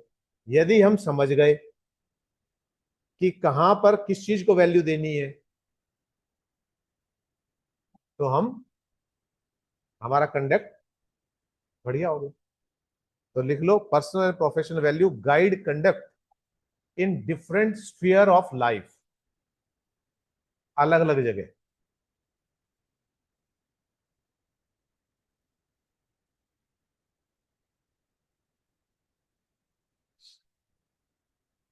कई जगह छोटी मोटी गलती से कोई फर्क नहीं पड़ता, लेकिन कई जगह गलती बहुत मैटर हो जाती है, उस एक गलती से बहुत बड़ा हो। अब जैसे असेंबली लाइन चल रही है, असेंबली लाइन समझ गए, जो मोटर बाइक्स वगैरह बनती है, कार्स वगैरह बनती है, वो असेंबली पे चलती रहती है, घड़ी वगैरह बनती है आजकल असेंबली पे चलती रहती है। मेरा काम सिर्फ इतना है, यहां तक मैंने वो किया, फिर अगले पास चले गए, उसने वो कर दिया, उसने कर दिया। असेंबली लाइन में एक आदमी यदि अपना काम नहीं किया तो गड़बड़ हो गई सारी। तो यहां पर पर्सनल उसके अंदर आप थोड़े बहुत आलस कर सकते हो, आगे पीछे कर सकते हो उसमें, लेकिन असेंबली लाइन के ऊपर हो तब तो चलेगी नहीं। तो वहां क्या है, फुल अलर्टनेस इज डिमांडेड, वहां डिमांड करनी है, वहां आपको पूरी अलर्ट से होना पड़ेगा। ठीक है। तो पहले हम दो चार पर्सनल वैल्यूज की बात कर लेते हैं, फिर प्रोफेशनल वैल्यू की बात कर लेते हैं, फिर दोनों को कर लेंगे, फिर कन्फ्लिक्ट की एक उदाहरण दे लेंगे। तो पहला लिख लो, पर्सनल वैल्यू। तो पर्सनल वैल्यू कहाँ से आती है, ये हमने बात कर ही ली, एटीट्यूड में भी बात कर ली, वही आप कर दो, derive from upbringing and belief. Personal value तो वहीं से आएंगी ना।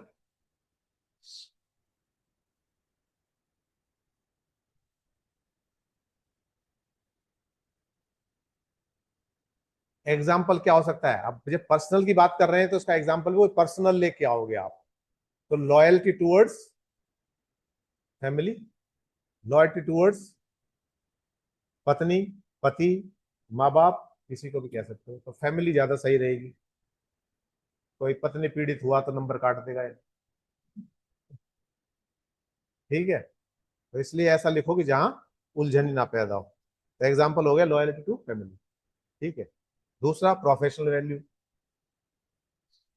ये कहां से आएगी, इसका कौन जवाब देगा। इसका जो भी जवाब देगा आज बहुत बड़े इनाम का हकदार होगा। सोचो, इसका जवाब भी फंडामेंटल राइट से है, इतना बड़ा हिंट दे दिया मैंने।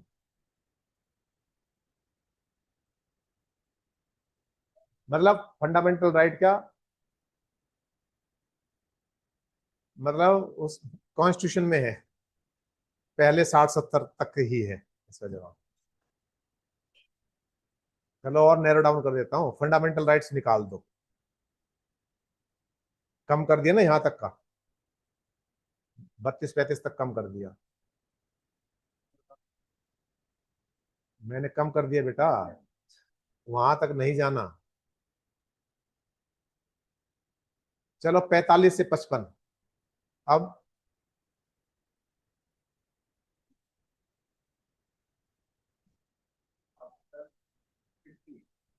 45 से 55 के बीच में जवाब है इसका।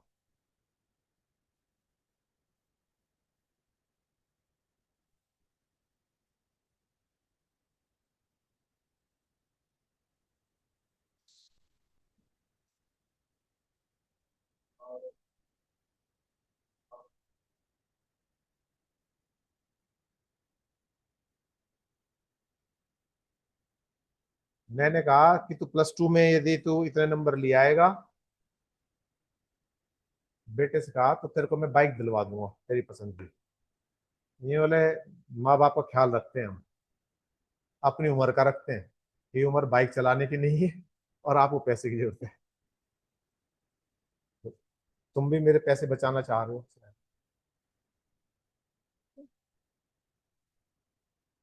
अरे भाई, इंस्टीट्यूशन किस चीज पे चलेगा,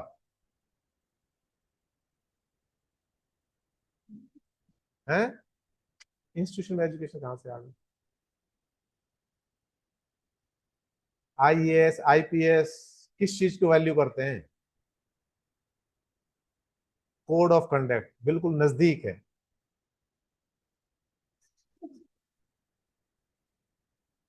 44 है वो, मैंने 45 बोला था, वो भी आउट हो गया।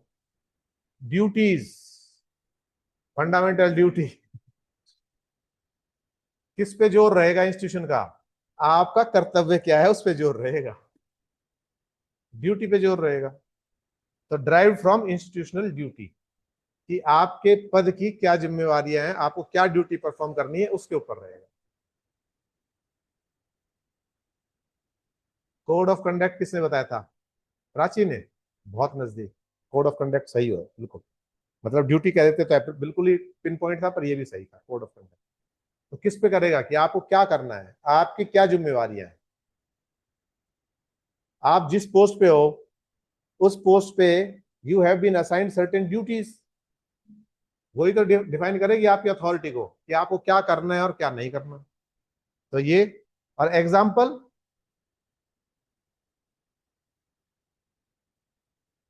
आप अपनी ड्यूटीज को कैसे अच्छे से परफॉर्म कर पाओगे। पॉजिटिव एटीट्यूड तो चलो ठीक है, और दो चीजें बनेंगी जब भी ऐसी बात आ जाए ड्यूटी के संबंध में, तो आपको क्या नहीं होना चाहिए? इम्पार्शियल नहीं होना चाहिए, बायस नहीं होना चाहिए, न्यूट्रल होना चाहिए, बस। तभी हो जाएगी ड्यूटी, तभी तो सही होगी। अब ये फंडामेंटल राइट वाली बात ले आओ बीच में, किसी भी उसमें अनइक्वलिटी, अनजस्ट, अनफेयर ये नहीं होना है। तो प्रोफेशनल वैल्यू कब होगी? जब जब आप न्यूट्रल होकर काम करोगे, ठीक है। तो अब कन्फ्लिक्ट कब आता है?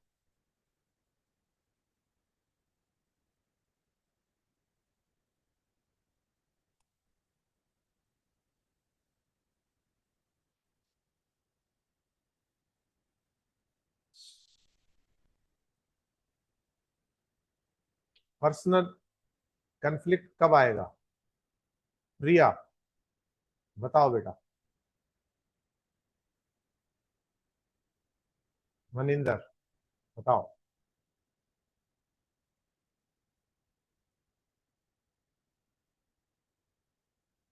रोज सुनते ये बात।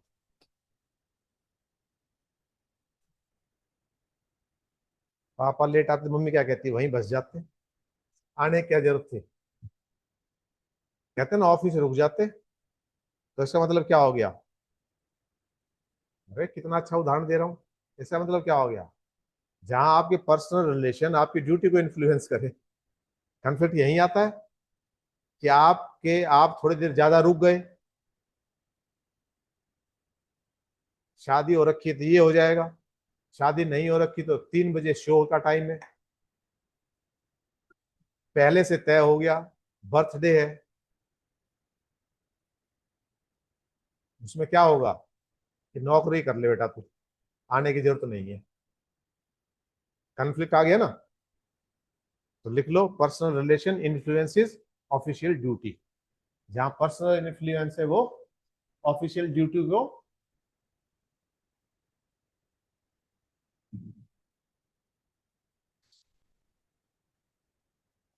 नहीं दिखाते, पिक्चरों में भी देखते होंगे ना भाई, picture are the best things. मैंने अपने जीवन में इतनी पिक्चरें देखी, बहुत ज्यादा, मतलब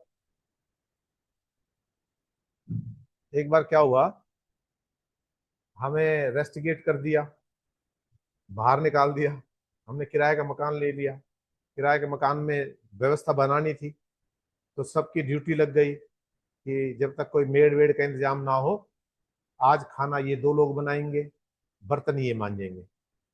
फिर तो वो चार्ट बना, उस चार्ट में मेरा भी नाम, और एक रमन था सोनीपत का, वो यहाँ भी आया हुआ है, उनसे मुलाकात नहीं हुई, बड़ा ही गजब आदमी है। तो वो हम दोनों का नाम, कि भाई बुधवार को शाम को खाना ये बनाएंगे, बृहस्पतिवार को सवेरे के बर्तन ये मांजेंगे, सारा कुछ। तो मैंने कहा देखो भाई, हम हल्के काम में विश्वास नहीं रखते हम दोनों, हम बेहतरीन काम और सुविधाएं आपको देंगे। तो ऐसा करो, छुट्टी वाले दिन हमारी ड्यूटी रखो, हमें बड़ी खुशी होगी। हम 4 बजे उठने वाले आदमी है। 4 बजे मैं खेलने जाता था, उस दिन ऑफ होता था। तो मैंने कहा हम 4 बजे उठने वाले आदमी है, तुम्हारे लिए ब्रेकफास्ट बढ़िया 2-3 तरह का पकवान बने हुए मिलेंगे दोपहर में शाम को। तो हमारा ऐसा करो कि पूरा वीक हमारा रिलीव कर दो, और संडे संडे कर दो, बर्तन मांजने से लेकर खाना बनाने से लेकर सारा काम हम करेंगे। मैं बोला, ठीक है। सबने कर दिया। तो अब सोमवार के बाद इतवार तो आना ही था। इतवार हुआ, मैं 4 बजे उठा, रमन उठा। तो पहले तो बात ये शुरू हुई, मैंने कहा यार क्या बना के खिलाएं इनको। तो ये बोला खा लिया यार, इनको बना के खिलाएंगे क्या। तो मैंने कहा फिर हम क्या करेंगे। चल चल घूमने चलते हैं। हमने साइकिल उठाई, हम निकल लिए। तो थोड़ी दूर आए गए, तो वहां उस समय में मद्रास में पोस्टिंग थी, चेन्नई में। तो वहां 7 बजे शो शुरू हो जाते हैं पिक्चर के। इतने जब आपने देखा होगा ना, अब एक विजय ने नई पार्टी बनाई है और पहली बार टक्कर दे गया, 100 से ज्यादा सीट ले गया। मतलब with in this much short span. Jayalalithaa heroine थी, एमजीआर हीरो था। मतलब वहां उनके प्रति इतनी दीवानगी है, यदि हीरो कुछ कह दे तो क्लब्स बने हुए हैं हीरो के।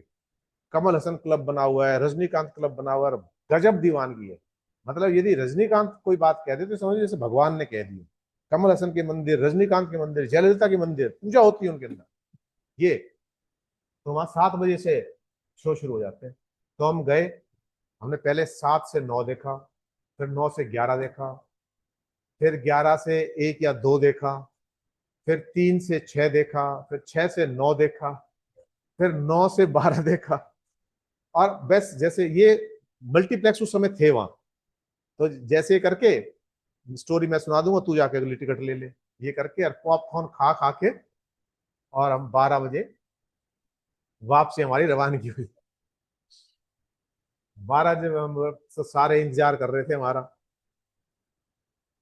इंतजार कर रहे थे, पहले तो हमारी घड़ाई करी, दे ला दे उसे। क्यों, पहले तो इंतजार करते भाई खेलने गए होंगे, मैच लग गया होगा, तो चलो 10 बजे आ जाएंगे। 10 बजे तक बेचारे भूखे पिसाए बैठे थे। फिर सोचा चलो बनाते हैं, आपके लिए कुछ बना लें, ब्रेड खा ली, दोपहर में बना देंगे, शाम को बना देंगे।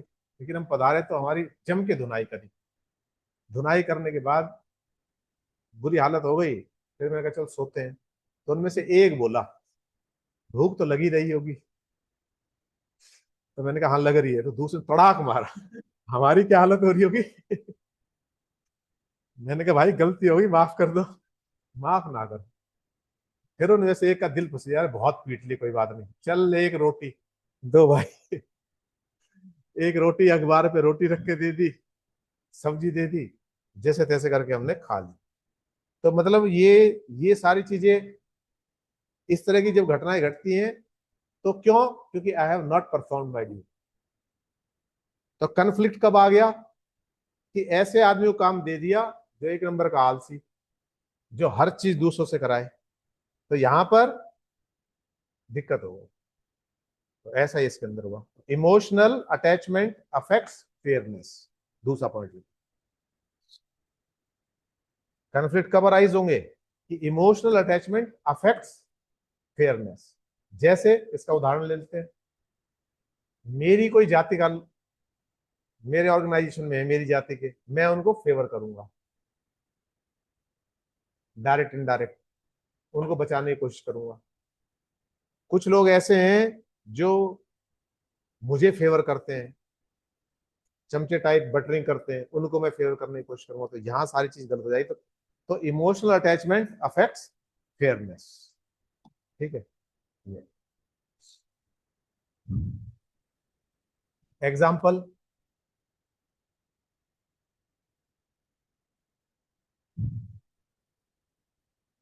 इसका एग्जाम्पल हो सकता है अ जज हियरिंग हिज रिलेटिव्स केस, या आप खुद भी बीइंग एन एडमिनिस्ट्रेटिव ऑफिसर अपने किसी रिलेटिव का, फैमिली मेंबर का केस आप सुन रहे हो, तो उसमें सबसे बेस्ट अप्रोच क्या होनी चाहिए, क्या होनी चाहिए बेस्ट अप्रोच। अपने आप को अलग कर लो। तो उसमें क्या होता है कि अपने मामलों में या अपने से जुड़े हुए मामलों में आप जज बनो ही मत। इन्वेस्टिगेशन है, मान लो मैं आईपीएस हूँ, कोई इन्वेस्टिगेशन आ गई, उसमें मेरा बंदा है, तो इन्वेस्टिगेशन ट्रांसफर कर दो दूसरी जगह, दूसरी डिस्ट्रिक्ट में ट्रांसफर कर दो भाई, वहां से करा लो भाई। मैं तो अपने उस पर कन्फ्लिक्ट ऑफ इंटरेस्ट यही तो है इसमें। मान लो आप पेपर बना रहे हो यूपीएससी का, and you have not disclosed कि आपका बच्चा भी दे रहा है पेपर, कन्फ्लिक्ट ऑफ इंटरेस्ट। आपके पास कॉपी चेक होने आ गई, आपका बच्चा ही पेपर दे रहा है, यूनिवर्सिटी के अंदर हो आप, कहीं भी हो, तो कन्फ्लिक्ट ऑफ इंटरेस्ट कैसे हो गए? जहां आपकी वजह से किसी को फेवर मिल रहा है, फायदा मिल रहा है, या आप पहुंचाना चाह रहे हो वहां तक। ठीक है, तो इसमें फिर इसका कंक्लूजन क्या निकलेगा, इस चीज को कैसे खत्म करें? तो फॉलो कोड ऑफ कंडक्ट, बस एक यही तरीका है, बिना इमोशनल हुए कोड ऑफ कंडक्ट को फॉलो करो। Second, maintain objectivity, what is the object of organisation, what is the object, what is the purpose, उसको आप करो। And then third is prioritise public duty, ये आपकी पब्लिक के प्रति क्या ड्यूटी है, उसको अटमोस्ट लेवल पे रखो, सबसे ऊपर रखो। ठीक है, तो अब कंक्लूड क्या करोगे कन्फ्लिक्ट के अंदर? तो इसमें लिखोगे आप कि personal value enrich character, personal values आपको क्या करती है, कैरेक्टर को बढ़ावा देती है। But professional value, professional values must guide public duty, आपकी ड्यूटी क्या है उसको वो बताओ। तो जब आप ड्यूटी कर रहे हो तो यू मस्ट बी ड्यूटीफुल, और जब आप ड्यूटी करके हट रहे हो तो यू मस्ट बी कैरेक्टरफुल। बस, professional value, professional, professional value क्या करेगा, guide public duty, must guide public duty, कि आपकी जनता के प्रति क्या ड्यूटी है, you must be aware of that and you must try to fulfil that. ठीक है, क्लियर? एक क्वेश्चन और ले लें, सही हो, बहुत सवास में। अच्छा, अब ये जो नेक्स्ट क्वेश्चन है ये है, how do family, society and educational institute contribute to the formation of human value? तो इन्होंने तीन चीजें ले ली, क्या क्या? पहला क्या है,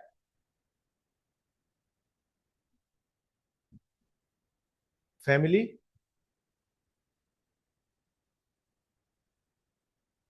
society and educational institute.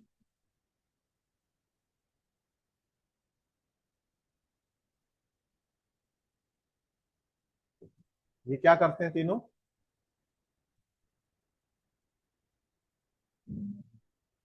Contribute in the formation of human value.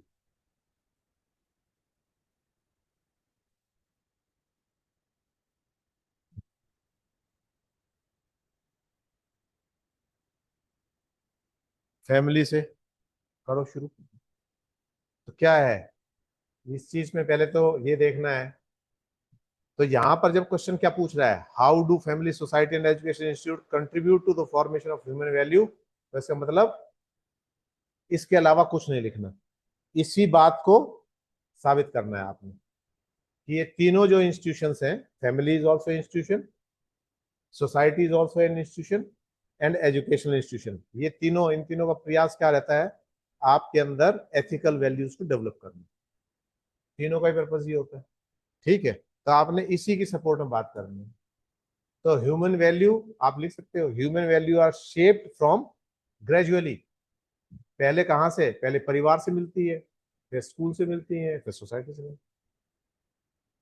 तो human value are shaped gradually through socialisation, और सोशलाइजेशन के लिए सबसे पहला क्या है, आपको सोशलाइज तो कर रहे हैं, ऐसे बैठना है, ऐसे उठना है, ये एटिकेट्स घर वाले सिखा रहे हैं, उसके बाद स्कूल में सिखाए जा रहे हैं, उसके बाद सोसाइटी समाज सिखा रही है। और अब तीनों को अलग अलग नहीं करना आपने, तो ये क्या हो गए, दे आर द एजेंट। क्या लिख दो यहां, family society and education are the primary agent to process this. These three are the primary agent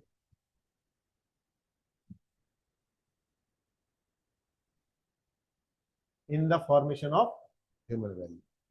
ठीक है, कितना सिंपल कर दिया, कोई वो करने की जरूरत नहीं है। हाँ जी,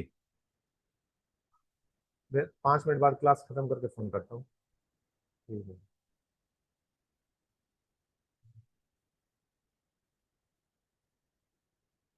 क्लियर यहां तक।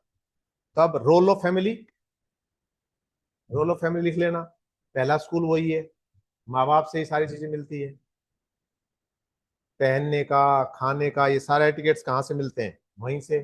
और वहीं से क्या टिकट्स मिलते हैं, और फटाफट बोलो क्या, फैमिली से क्या क्या मिलता है।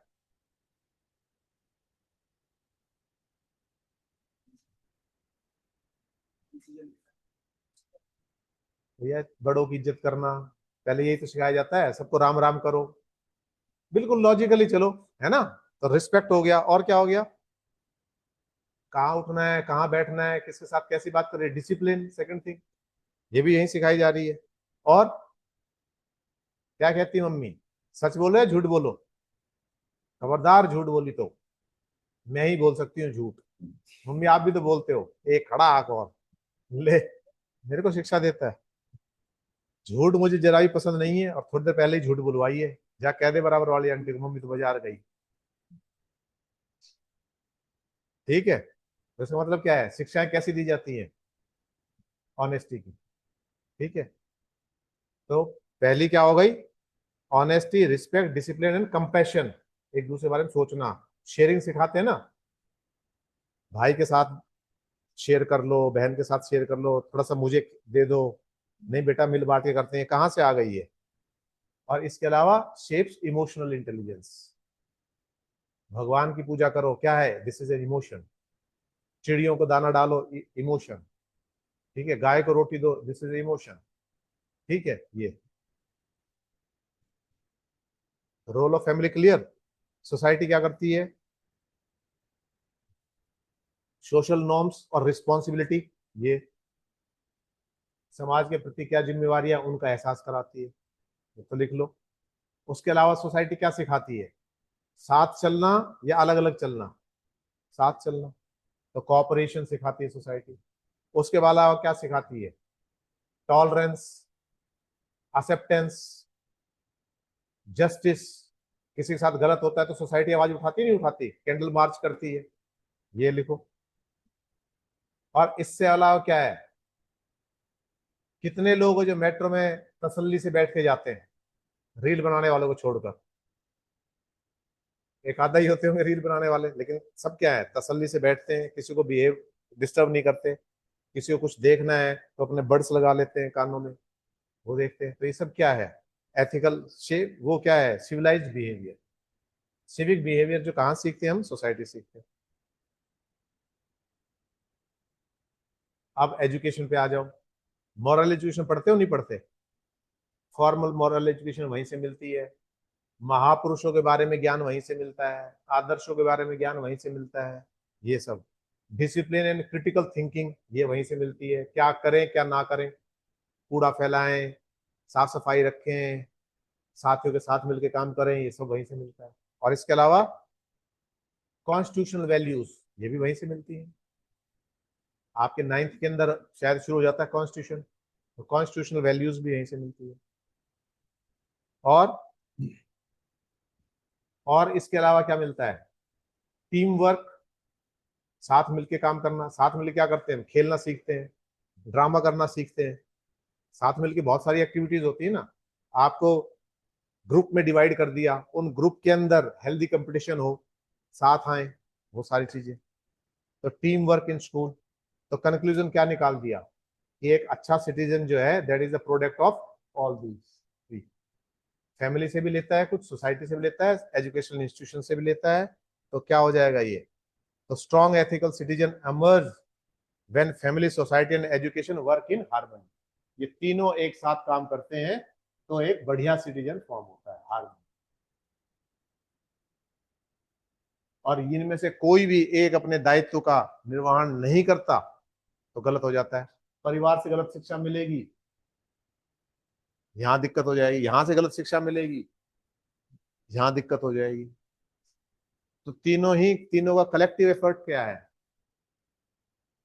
तो क्या होता है? Formation of human values. तो कैसे इन तीनों के सामूहिक नतीजा इसमें बदलता है। ठीक है, तो आगे फिर अपन कल करेंगे।